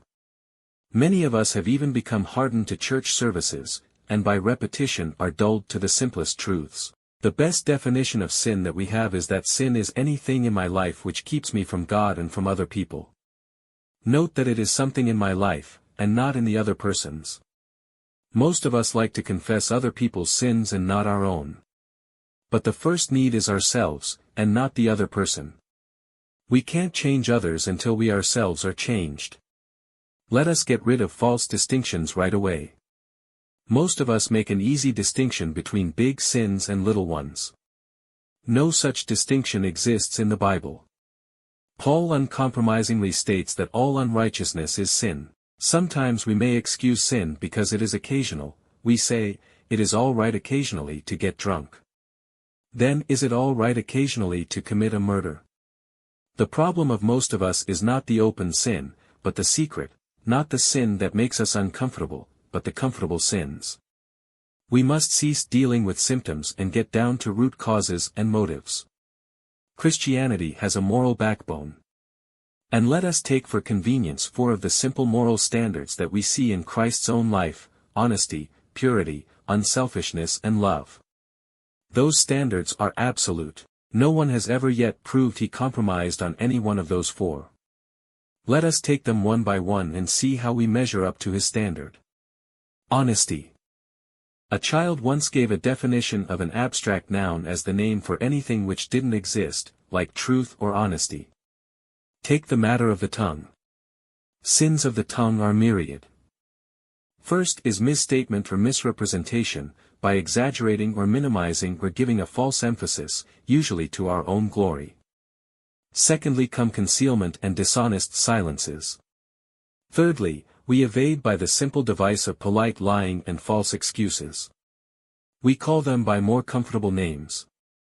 We call sin failure, or amiable weakness, and ascribe it to temperament or our characteristics. We appeal to heredity and environment. We say it runs in the family, and tacitly excuse it on that score. Let the sin have an intellectual name and it becomes quite respectable. It is so correct to call a thing inferiority complex, when it is really a very simple but deadly form of pride. Fourthly, there is criticism, of which we will have more to say, and negative discussion about people or their work. Fifthly, it is easy to slip into double-dealing, saying one thing to a person and another thing about him behind his back. Then in the matter of stealing, some of us travel first class on trains with a third-class ticket or travel further on a tram than our ticket allows. I have myself entered a football ground by the cheap entrance and have gone under the ropes to the more expensive section. Shortly after meeting the group I had to send the money for a dance ticket for which I had not paid. We sometimes borrow books and other things and somehow forget to give them back. Will you go to your library shelves and look through your books and see if you have any you ought to return? A friend once said she could tell a lie, but she could not write one, so she got her secretary to make out her income tax return for her. When the BBC, British Broadcasting Company, announced they would have an inspection to stop wireless pirates, over 10,000 new licenses were taken out during the few days before the inspection began. There are sins of attitude, often sins of pretense, pose and affectation. How common is the business of wearing a mask and trying to make an impression on others, the anxiety to appear better with the deliberate concealment of things that are unfavorable to ourselves. Indeed, we often defend the flaws in ourselves by criticizing them most bitterly in others. Feeling socially inferior, we may affect an Oxford or a Cambridge accent, though heaven knows why we should want to do that. Or we are like a chameleon taking our color from the crowd we are with. We are one thing at home. We can be religious if necessary with our pious relatives, and we can be hard-boiled at a rugger or rowing dinner. We can be sentimental and romantic with our dancing partners, anxious to display what we fondly imagine to be the nice side of our natures. We must be honest about our motives, which are always apt to get mixed even in the best regulated religions. Another form of dishonest attitude is that of patronage of a movement like the group movement. It amounts to this.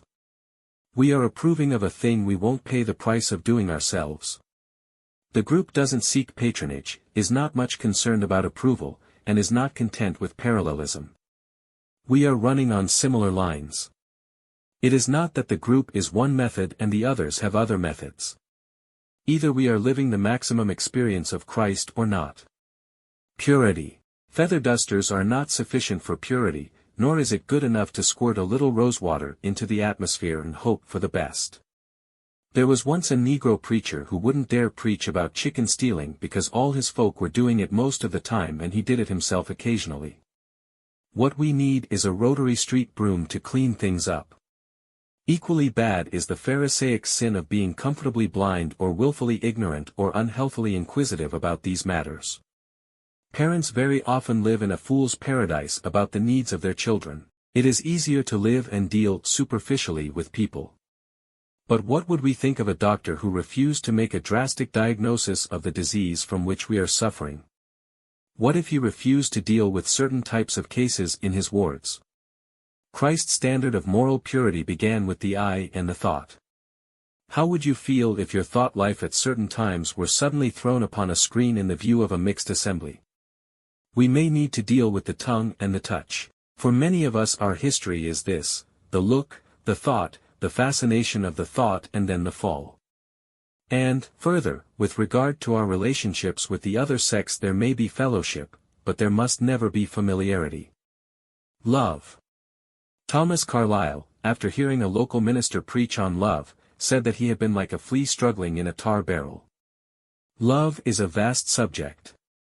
The Bible tells us that hate is equivalent to murder. The one is as bad as the other. Is there anyone for whom you still cherish feelings of dislike, resentment and lack of forgiveness? The issue is fairly serious. The sins against love are common with the tongue.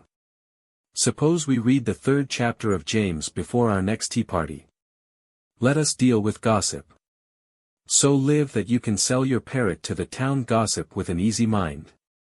Most of us need to buy a padlock for our tongues and to throw away the key. Criticism often hides much ill will. Remember, we criticize in others what's wrong in ourselves. The Pharisees condemned the woman taken in adultery and tried to get Christ to condemn her too. But he was free of the sin. They showed by their action they were not. Christ condemned the sin, but saved the sinner. Neither do I condemn thee. Go and sin no more. Remember, we reveal ourselves by our criticisms, our prejudices, our silences, and our nervousness. Criticism is the sin par excellence of Christian workers. Only say about others what you say to them. Is Christ the silent listener to all your conversation? We cannot help others if we laugh at them.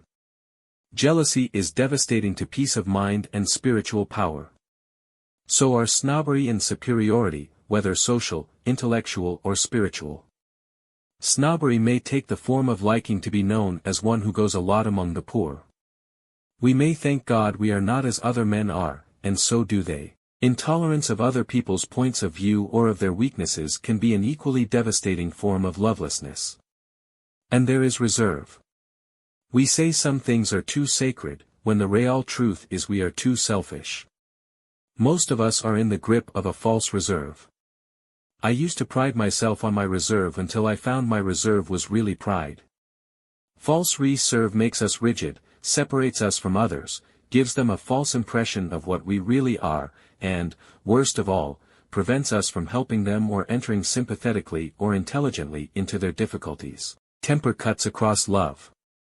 Have you apologized for the last time you lost your temper with anyone, with a member of your own family, a bus conductor or a railway clerk? The sin of fear is a sin against love. Perfect love casteth out fear. Most of us are afraid of others and consequently don't help them. Unselfishness. Finally, let us take the difference between ourselves and Christ as regards our conduct, our attitudes, manner, judgments and feelings towards others. Self. Let us make a list of the different forms in which self operates in our lives. Archbishop Temple has said, your problems are mixed up with the things you love most and which count most to you. Self-love shows itself in the love of praise and popularity and social success. Often we stand on what we are pleased to call our dignity. In fact, our dignity is so well stood on that there's really not much left. We dread almost more than anything to make a fool of ourselves. We develop what we are pleased to call sensitiveness, but which we can better call touchiness. Then self-pity creeps in. We feel inferior, we positively hug failure and point to previous defeats as evidence of our limitations. Or we may develop a martyr complex with all its false heroics. We say we can stand anything. The truth is we may stand anything, but we don't change anything. Then self-importance often gives rise to jealousy and makes us run on our position and reputation, though inwardly defeated. We develop self-respect. That usually means 90% self and 10% respect.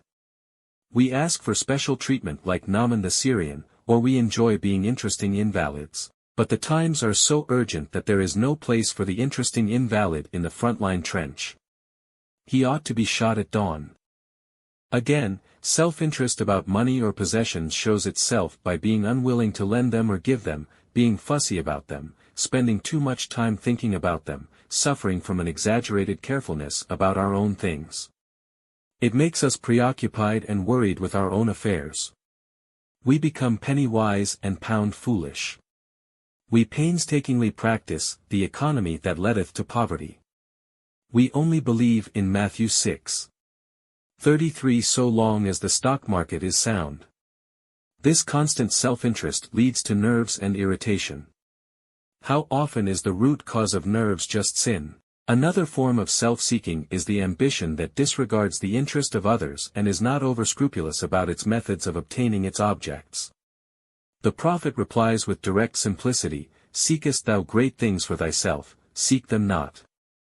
Self-consciousness reveals a life and habits of mind that are still rotating around the axis ego. In most of us there is the instinct for self-display showing itself in love of attention and in the willingness to do our best as first string, but not being ready for the same effort when less credit will come our way. Such self-consciousness often appears in clothes and manners and in the subjects of our conversation. One of the commonest forms of self is self-indulgence.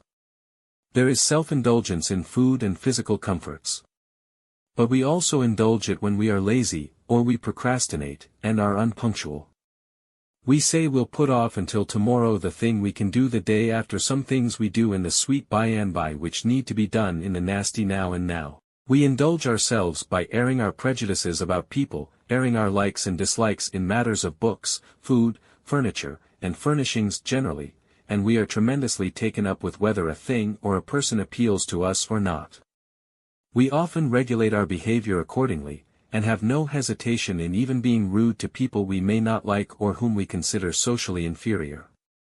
Often we give way to moods when we become, as a lady said of her debutante daughter, expensive to keep and difficult to live with. Some of us are extravagant in money, sentimental about our friends, whether of the other sex or the same sex, and vindictive when we are crossed. Then, again, there is self-centeredness. Most of us are born rotating on the axis ego, and continue to do so until the end of our lives, often at an increasing rate. One result of that is that we are never able to keep friends for any length of time. It not only loses us friends, but often keeps us from bothering to make them. A girl once told us she had a private cinematograph tucked away in the back of her head, and that when her mind was not otherwise occupied she would set the film in motion in delight to watch scene follow scene, now romantic, now tragic, now pathetic, now sentimental, now heroic, in each and all of which she herself was the central figure. It finally culminated in the imaginary scene in which her own deepest desires were fully gratified with curtains and sofa covers of the right color and the husband with hair to match. All of us have our daydreams in one form or another. Though not necessarily wrong in themselves, so far as they are centered in self-interest they are wrong. And now for one of the biggest monsters of the self, self-will. We simply want our own way, and will not yield. The results of it are as obvious as they are disastrous. It brings friction with others and tiredness for ourselves. It is one form of pride. We do no teamwork, we cannot fit in. We learn no diagnosis, and are consequently useless to the people and the situations around us. With our self-will unchecked we become precipitate in action, unguided in decisions, demanding in our efforts and impatient of restraint or advice. It is the most prolific source of quarrels in families. The objects obtained are always unsatisfying, and the result is that we crave more indulgence in the vain hope of more satisfaction. The final indictment against self-will is written by the prophet, "We have turned every one to his own way." It is also, if we only knew it, incredibly stupid. We often mistake obstinacy for strength of mind.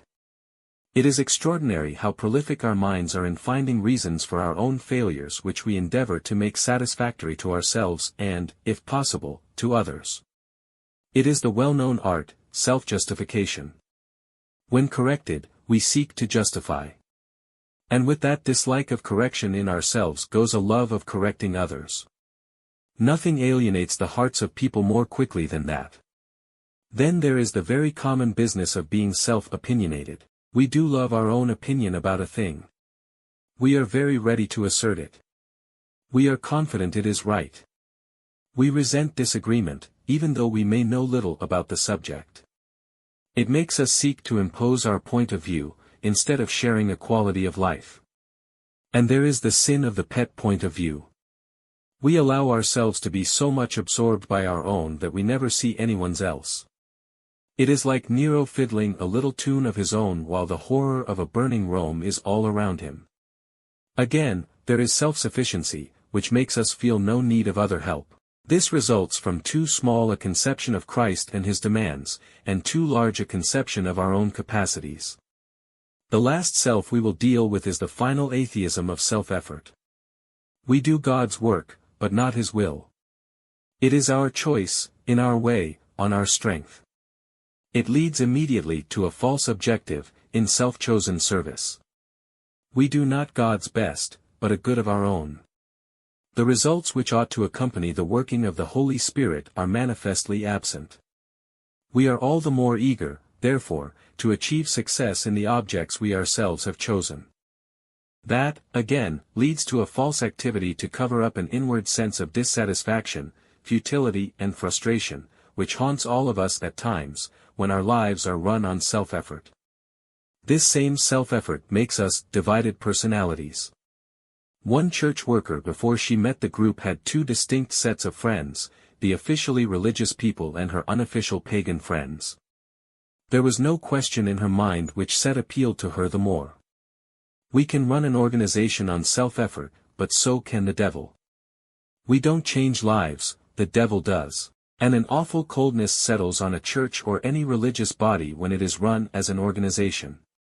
A minister told us that he felt each Sunday as if he were performing a solo on a spiritual ice rink.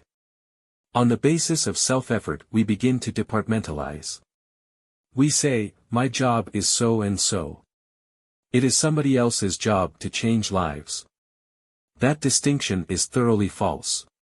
Either we have measles or we haven't. If we have measles, we give it away to everybody. If we haven't, nobody will get it. Finally, self-effort makes us take refuge in a foolproof theology. We develop a point of view instead of living a quality of life. This draws us on to preach things which are beyond our experience, and are therefore unreal or even distasteful. We become wooden and rigid and falsely pious. We develop a false sense of duty, and live in the grip of secondary things, instead of being at the command of other people. We begin to run on principle and technique, and not on the Holy Spirit's guidance. Our prayer life is spasmodic. We do the jobs within the reach of our capacity, and only think of asking God's help when the limit of our capacity has been reached. We use God like the fire brigade, and only call him in a crisis. We ask him to control only part of our lives, instead of being Lord and Master of all. These are some of the world's alternatives to a Christ-centered and Christ-controlled life. Let us recognize in these sins what we really seek. We seek compensation for our defeat and for our lack of Christ. We take to substitutes for power.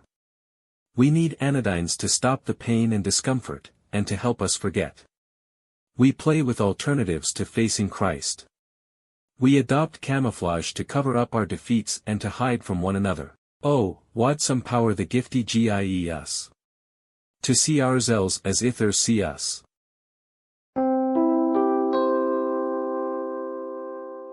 Chapter 23.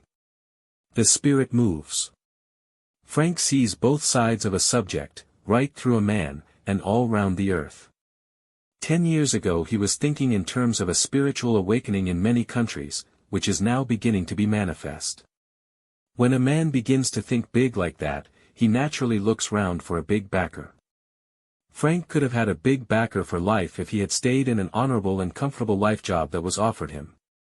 He waved that away, and set out to initiate a world awakening backed only by infinite faith and prayer. Coupled with his world vision was the friendship of a handful of young men, 2 English, 2 American, university graduates who had been changed and with training might become pioneers of a world awakening. The traveling 5 were Sherry Day, Sam Shoemaker, London Hamilton, Nick Wade, and Frank. They were away a year. They visited many distant lands, passing leisurely through Europe, Egypt, India, where Frank had done an amazing work some years before, China, where Frank's last visit was still talked about, Australia, America and home again. When 5 friends travel together in close proximity for 12 months, their friendship may break under the strain before the tour is over. It would probably have broken on this tour had Frank not evolved the principle of sharing. The tour ended, and the 5 parted better friends than when they started, and are still in the closest friendship after 10 years. The tour meant a stretching of vision and a discipline that have since made them compelling leaders. Nick Wade returned and became chaplain of Downing College, Cambridge, and leader of the work in the university. Sam Shoemaker went to New York and set Calvary Church alight. Loudon Hamilton went to Oxford, then to South Africa where he did amazing national work for a whole year, and then on to Edinburgh where he started the work moving strongly among the Scots. Frank and Sherry are here, there and everywhere, watching developments and opening new fields of group work in all corners of the earth, in Iceland, in South America, in Geneva, wherever the Spirit leads them. The South African work of the groups is one of the most amazing adventures, for which that world tour was a splendid preparation. It really began, says Garrett Steady, when 2 Rhodes Scholars, a rugger enthusiast, probably the handsomest man in the Oxford group, aiming at a brilliant medical career, and a boxing blue, both from South Africa, condescendingly attended one meeting. No sackcloth and ashes here, no pious psalm singing. But a breeze and a gaiety and a sureness of direction which outlived, outlaughed, outloved their own crowd. They were fascinated, then nettled by its challenge, and finally went all out for this highest quality of life they had ever seen. This new altitude of living was too good to keep to themselves. What of their university friends back home in South Africa? The 2 Rhodes men began to dream dreams of their homeland captured to the same fascinating life. Always men of action, they collected a team of 6 Oxford men, including Howard Rose, and 1 Hollander, like-minded with themselves, and the next long vacation set out for South Africa, trusting God for funds, and the power to capture a nation. Foolhardy venture, but the foolishness of men is often the wisdom of God.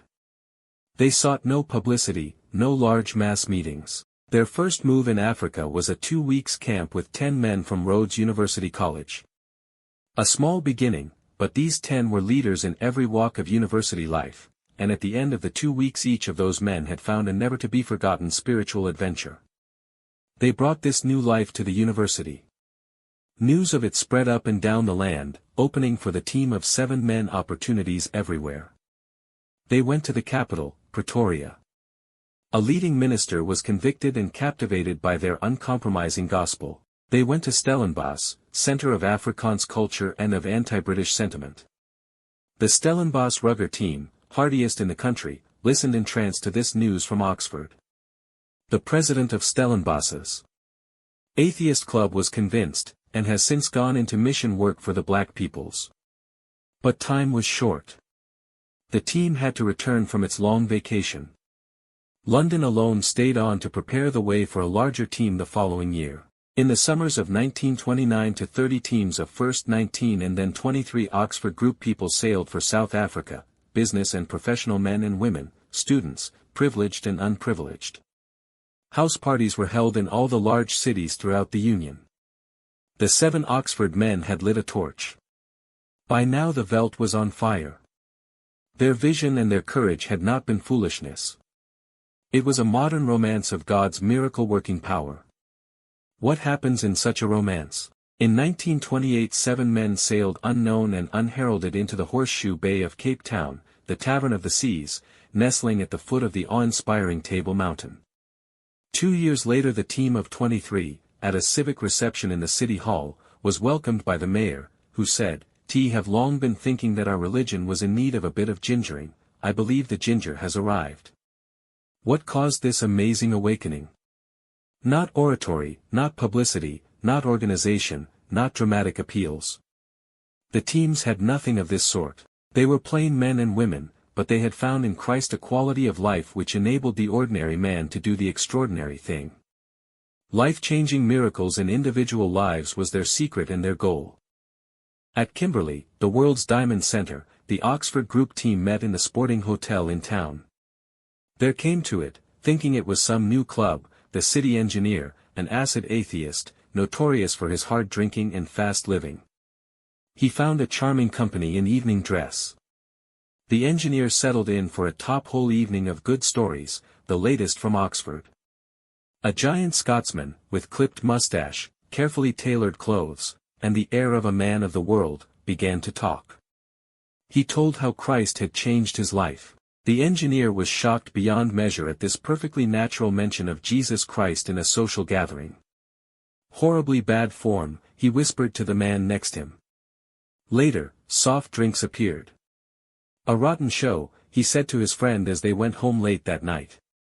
But he could not forget that broad-shouldered Scotsman and the quiet challenge of his words. They met next day for a motor drive, and the engineer found a new life. His change startled the town. He made a habit of dropping in on the Padre for what he called a spot of prayer. In his office, once blue with expletives, it was no longer bad form to talk of the issues that change men's lives. But this new leaven throughout the nation is not confined to any one class. While lunching at a well-known Cape Town hotel, a member of the team noticed that his waiter was extraordinarily happy and attentive, and remarked about it to him. "Well, you see, sir, I belong to the Oxford Group," was the reply, and between the courses the whole story came out. Gambling and drink had done their usual service in breaking up his home and propelling him out of a job into the gutter. Then a fellow lounger had facetiously suggested to him, "Why don't you see so-and-so," mentioning a well-known and popular KC, "He belongs to the Oxford Group, you ought to get a soft handout from him." With some dexterity he made his way into the KC's office, and put his case before him. The barrister not only got him a waiter's job, but gave him an experience of Christ, on the basis of which this man was building a reunited and happy home. And at the end of the meal the waiter whispered with a wink, "I am out to win the head waiter." That's the sequence. Across all social classes, into the most unexpected corners, goes the witness of Christ. One of the most surprising places into which the group found its way was a fire brigade in the world's gold city of Johannesburg. 6 years before, a fireman with a shock of red hair and a temper to match, had married a temperamental young woman, musician to her fingertips. His passion was gambling, and hers the stage. Incompatible from the word go, they had separated. The group came along. The wife discovered its contagious quality, and returned to her husband in Johannesburg. At her request he went to a group, with much inward ridiculing. He came away convinced, and began to witness in his fire station. The test came when they began to call him "softy," and say that he had lost his manhood, for his temper and his physique had made him the fear-inspiring leader of the brigade. One day an inferior in the firehouse dared to censure him for some mistakes. He felt a blaze of fury burn within. He prayed to Christ. The fury went. He realized that to serve Christ he must be willing to take criticism smiling, and replied, "You're right," and thanked him. The inferior was staggered. "I would rather he had knocked me flat," he was heard to murmur. And now that hot-headed fireman and his wife have a weekly group in their home, which the firemen and their wives attend, always praying that the fire bell will not ring during the meeting. A new shaft of light was thrown on Africa's problem of church unity when, at a house party, people of all denominations and all shades of belief lived together for 10 days in such perfect unity that a sister of an Anglo-Catholic community, who attended throughout, wrote of it, "We lived on so high an altitude of Christian experience that we completely lost all sense of our differences." This spirit is in many quarters initiating a new working cooperation between the various denominations. In the pressing problem of black and white antagonism, it was significant that one of the best Negro minds in South Africa, Max Jurgen, once told Frank that South Africa had sufficient personal religion, and needed no more. 2 years later he spoke enthusiastically to Sam Shoemaker of the astonishing racial results. Still more striking is the fact that fast-living ranch owners are being turned into life-changers working among their own native employees. No professional missionary appeal has so convincingly staggered the heathen black man as the simple about-face of their once careless, big boss. Not only a new spirit between black and white, but a new fellowship between English and Dutch is apparent. Because of the groups, many Dutch are learning English and many English learning Dutch voluntarily. This new cordiality of feeling was epitomized at a house party in Bloemfontein, when 300 Dutch and English stood up and took this vow inspired by the inscription on the Christ of the Andes: "Sooner shall this limitless veldt pass away, sooner shall this endless sunshine cease than we Africans and English-speaking South Africans shall break the peace which we swear here at the feet of Christ the Redeemer." South Africa was an amazing romance, but I was more eager to discover what the group would do in an anti-Christian country. Then I heard of another exploit which came about through contact with the remarkable London Hamilton. 3 Oxford undergraduates met him, committed their lives to Christ, and decided to invest their future in missionary work in Persia. They went out singly to Stuart Memorial College, Isfahan, an educational mission for Persians, Armenians and Jews. Each of these races by traditional custom regarded the other 2 as the veriest refuse, so here, if anywhere, the group message had a chance to prove its potency. The 3 Oxford men set to work quietly changing lives, finding the crows the same glossy black as they were in Oxford. A Persian lad of such low character that all regarded him as hopeless was winning other students within the first 6 months, Armenians and Jews as well. Ancient hatreds began to melt.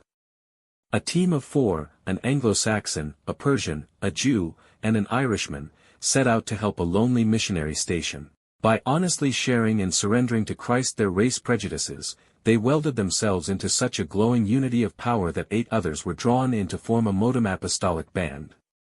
Their impact on the mission station was so great that a group of Muslims was changed, and the days of isolated work were ended for the lonely missionary. I asked one of these men on furlough in England just how he got his convictions across to a Persian. He told me the story of the 3 tailors. A man at the college brought along a Persian neighbor to the Oxford man with the cryptic remark, "Hosham has a sense of sin. Help him to get over it." This was a complaint rarely known in that corner of the world. But for Hosham it became the jumping-off place into a radiant life. Some months later Hosham's partner Mehdi turned up. Hosham has a new joy. I want it. In these lands where Christianity is not good form, people may make most direct and disturbing demands. Very well, Christ meets you at the point of your greatest need, was the reply. Let's begin with your sins. I haven't any, he said, glad to hear that. But I found I had when I began with honesty. Are you always honest? Mehdi grinned and added confidentially. What do you expect? Don't you know I'm a tailor? Yes, but Jesus Christ demands absolute honesty. Go away and think about it. 6 weeks later he returned. I've decided to try, but I can't do it, he announced, as though no interval had broken the conversation. Why not give the whole of your life to Christ? Then he will give you the power. This he did, and his wife became his comrade instead of his chattel. His neighbors were astonished at him. Within the month a 3rd partner in the same tailoring house, a Jew, joined in. They witnessed radiantly in the bazaar, though they incurred thereby the risk of being stabbed to death. But the 3 tailors are alive and witnessing intrepidly. Wherever Frank and his friends traveled in their round-the-world tour 10 years ago, groups have since sprung up.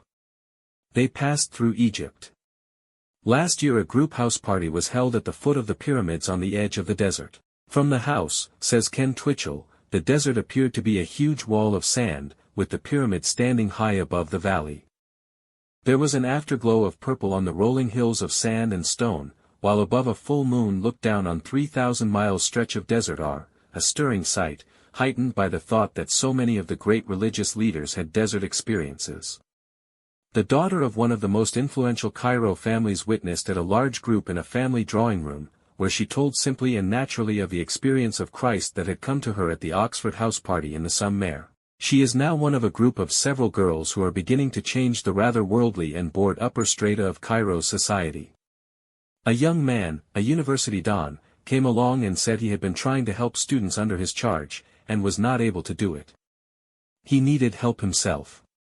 He surrendered, and began to live under God's guidance. A week later, when going to luncheon with the head of the university, the young don said, "Last night so many of my students came up to my room to talk to me that I had to send some away and tell them to come back later. And I was able to give more help to those men that night than I had been able to offer any man in 3 years." A dignitary of the church told of a complete revolution in his life during the past few days. The head of a business said he had realized that for him surrender to God meant a restitution of wrongly appropriated money. £50 had been unfairly added to an invoice, and he wrote a letter explaining what he had done and included a check for the amount. This house party also brought about a change in the life of his son, and the two are now working as a team.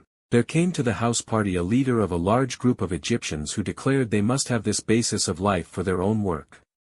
A whole day was spent at Helwan with 40 leaders of young Egypt, who showed the greatest interest in the new evangelism.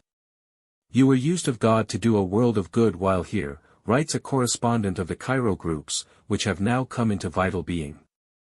Echoes of the day continue to come in. Stories of real blessing in the lives of men. 3 house parties are being planned as a result of that wonderful day in the country. 2 of us passed on your message to our Muslim group, all of whom agreed to keep their quiet time each morning and evening and to report the results. I feel this is a way of approach to Muslims for us and a way of approach for Muslims to Christ that has great possibilities. The direct approach to Christ in experience is better than the human level of arguments. The successful development of the work in Cairo was part of a spiritual pilgrimage from Constantinople right down through the Holy Land, where an atheist was changed back to Egypt. The team comprised Professor and Mrs. Alexander Smith, Ken Twitchell, his wife Marion, and his mother. Ken told me a wonderful story of the work in Zurich, where 2 psychiatrists sent along a very difficult patient to a house party, and one of the team was used to relate this person to Jesus Christ, so that his fundamental needs began to be met. A few days later he testified to his new experience in the house party in the presence of the 2 astonished psychiatrists. As a result of his witness, one of these 2 men became convicted of the need in his own life and later followed his patient's example. When I heard the group talk of South Africa and Egypt, I became restive. News that would sell a newspaper was usually news about England. When Mrs. Alexander White proposed that the group go to Geneva to introduce a challenging spiritual leaven into the disarmament atmosphere, I was still more indifferent. Only a few old fogies were interested in Geneva, I thought, but Frank's guidance was that the group should go there, and Frank's guidance has a queer knack of being right. The Oxford group entered Geneva last January, and achieved definite results among individuals variously placed in Geneva society, results that will become more apparent as the leaven begins to penetrate the fear, criticism and contempt which certain sections of the city seem to have for the others. The group cut clean across the social life, the national differences and differences of language which are keeping the national representatives in watertight compartments. With the following declaration of its principles, the Oxford group announced its arrival in Geneva. In this time of distress peoples and nations are eagerly awaiting, not more plans, but power, not machinery, but men. The modern world, disillusioned, chaotic, feverish, demands a solution adequate to its disorder. The international problems of today are, at bottom, personal problems. Men must be changed if problems are to be solved. Peace in the world can only spring from peace in the hearts of men. A dynamic experience of God's free spirit is the answer to regional antagonism, economic depression, racial conflict, and international strife. God control is our primary need. For years the group had included in its life men and women of international affairs. To these it was a truth strikingly clear, that whoever held the secret of changing individuals, also held the secret of changing nations. It was a truism that the change of men's hearts would decide the direction of men's policy, and they looked ahead to the day when the wind of the Spirit would blow the group to the great center of international life. Those who knew the facts saw the need. Great as had been the ideal of the League, even its enthusiastic supporters deplored the failure to realize that ideal. With all the good work that Geneva had accomplished, idealism without God was not enough. Until two people joined together in marriage learn to care more about God than about themselves, or each other, there is no real solution to their problems. Until all the members of a family make this vital discovery, self-interest blocks the best unity of their home. And so it is with nations. Until the welfare of the whole family of nations comes to them more strongly than their own self-interest alone, until they learn that he who would save his life shall lose it, self-interest rides high in international politics. And behind the veil of pious pronouncements and resolutions, the blind policy of self-interest pulls the reins of secret diplomacy. Geneva leaves out God, and plugs along. But it is weary with its plugging. Many men came hoping to find a city of love, and they found a city of loneliness. They came to find in Geneva, at last, the peace where the nations had fellowship together. They found instead the rivalry and jealousy they had left behind. They came, many of them at great personal sacrifice, to throw themselves into the work of building a new world. But they found that the issuing of reports did not rouse the world into great redemptive action. Men must be changed if problems are to be solved. Into this city of disillusionment, of idealism and cynicism, the group came with a simple, personal message. There was no organization to be set up, no conference to be held, no funds to be collected. There were no resolutions to be passed. Meetings of refreshing simplicity and friendliness were held in the midst of preparations for the disarmament conference. Personal problems were dealt with and the solution was indicated. Lives began to respond, and, turning to God, were changed. Members of the Secretariat, heads of international organizations, Genevese businessmen, and their families, came into the release of the new life and the romance of the work. At a service in one of the churches of the city, the lady who had been chosen to represent the women's organizations before the disarmament conference spoke of the fresh experience of Christ which had come into her life, and told of her conviction that only as men and women were entirely surrendered to God could they bring positive results out of their work at Geneva. At the same service one of the heads of an international organization testified to the new honesty and joy that had come to him and to his family, and were now major characteristics of their family life. Others, of different ages and various groups, gave evidence of the new adventure begun. The team for the house party had been drawn from many countries, and presented what the head of an Oxford college, in speaking of the group, had described as a traveling league of nations. To give their maximum message to the city a service was held in the historic cathedral of St. Pierre, where, from the pulpit which still held the chair of John Calvin, that message was delivered. A justice from Germany, an admiral from England, a doctor of divinity from America, a baron from Holland, a prebendary of an English cathedral, all gave what God had given them to say, to the hundreds gathered below them, Geneva and Oxford, the two great homes of religious life and learning, linked together by their common king. Marvelous work was done among the women in Geneva. The message began to raise the feeling of depression and put new hope in place of despair, and God in place of an obstructed human will, and defeated intelligence. One outstanding result was the case of a journalist well known in France, in the Far East and in America. She writes signed articles dealing with the politics being worked out in Geneva, and these are broadcast over France. The whole tone of her brilliant writings has been cynical, disclosing the general atmosphere found in Geneva, where so often the routine work is carried on while waiting for the roof to fall in. This woman writer came to her first group meeting with no belief in what the group were doing, only to get copy for her articles, also to get material for what she thought was a new effort to sustain the Christ myth by a group of English and Americans whose self-interest she strongly suspected. She meant definitely to discover the secret of that self-interest and expose it. Instead, she became convinced of its sincerity and reality. She began to attend regularly to get convincing evidence of what was offered, and soon showed that she, too, was personally as much in need as anybody. She talked to several people after the meeting, and next day saw Olive Jones. Following that talk there came an upheaval in her life. She called it a revolution. Her life had been one long series of tragedies, including alienation from her own family and her husband's family as well. She lost her husband during the war. Gradually she had resumed her writing, but with a strong tone of cynicism and despair. God was denied. A bitter sense of life's injustice was the chief motive governing her life. When she faced her sins, the restitution to be made appalled her. But as one by one she put things right, each act brought its own terrific struggle of surrender, but also, renewed peace and joy. Finally she faced the more difficult issue, her feeling about her lost husband and the causes which led to his death. She changed her attitude towards national relations and politics, the chief themes of her writing. This meant surrendering into God's hands all her work, for there was now the possibility that her new views would be unacceptable. Her influence in 3 countries is tremendous, and though she still continues her writing, it is in a totally different vein. She regularly attends meetings of the newly formed women's group in Geneva. As I reached the last page of this book, there sat by me at dinner the vicar of a small English village, who told me some of his experiences in putting group principles into operation in his parish. He had gone back from a house party and apologized to his choir for showing irritability towards them, and afterwards he had advised his congregation not to come to Easter Communion until they had first put things straight with their neighbors, as he had done with the choir. Consequently, group principles are being freely discussed in the village public house, while children in the church Sunday school listen in to God during service.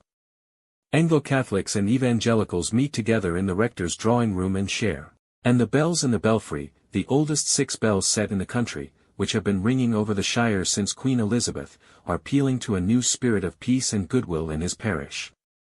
So much for one English village. What of the towns and cities? Group house parties and city campaigns are being held so frequently in various parts of Britain that as soon as one ends another is about to begin elsewhere. Men who specially need changing, those men unable to conquer the drink habit, people with tangled matrimonial troubles, the man who is broke, and the rich man suffering from ennui, join the company of consecrated sinners, as well as an infinite variety of religious folk who seek a new fellowship of the Spirit. The movement is growing rapidly in England. Within a year or 2 it may have spread throughout the country. It must grow, for it holds the answer to life's riddle, and makes Christianity intelligible to the man in the street. These little groups, writes James Douglas, are spreading all over the world. They are proliferating cells. They have no churches, no organization. They are vitalizing all the creeds and all the sections. Nobody knows how many of these spiritual groups are in existence. There are no statistics. The process of permeation is going on under the surface of life. The churches are aware of the silent religious revolution which is being wrought. They are sympathetic. The great renewal of the human spirit for which the world is waiting is gathering force secretly and silently. It may before long put new life into the dying forms of religion. It may do for the 20th century what Wesley did for the 18th century. Who knows? All round the earth there are bursts of Holy Spirit flame. The New World revival is surely at hand, and coming to us in the same way that Christianity first burst on a pagan world when Spirit-filled men, accused of being full of new wine, went everywhere witnessing to their experience of a risen Lord.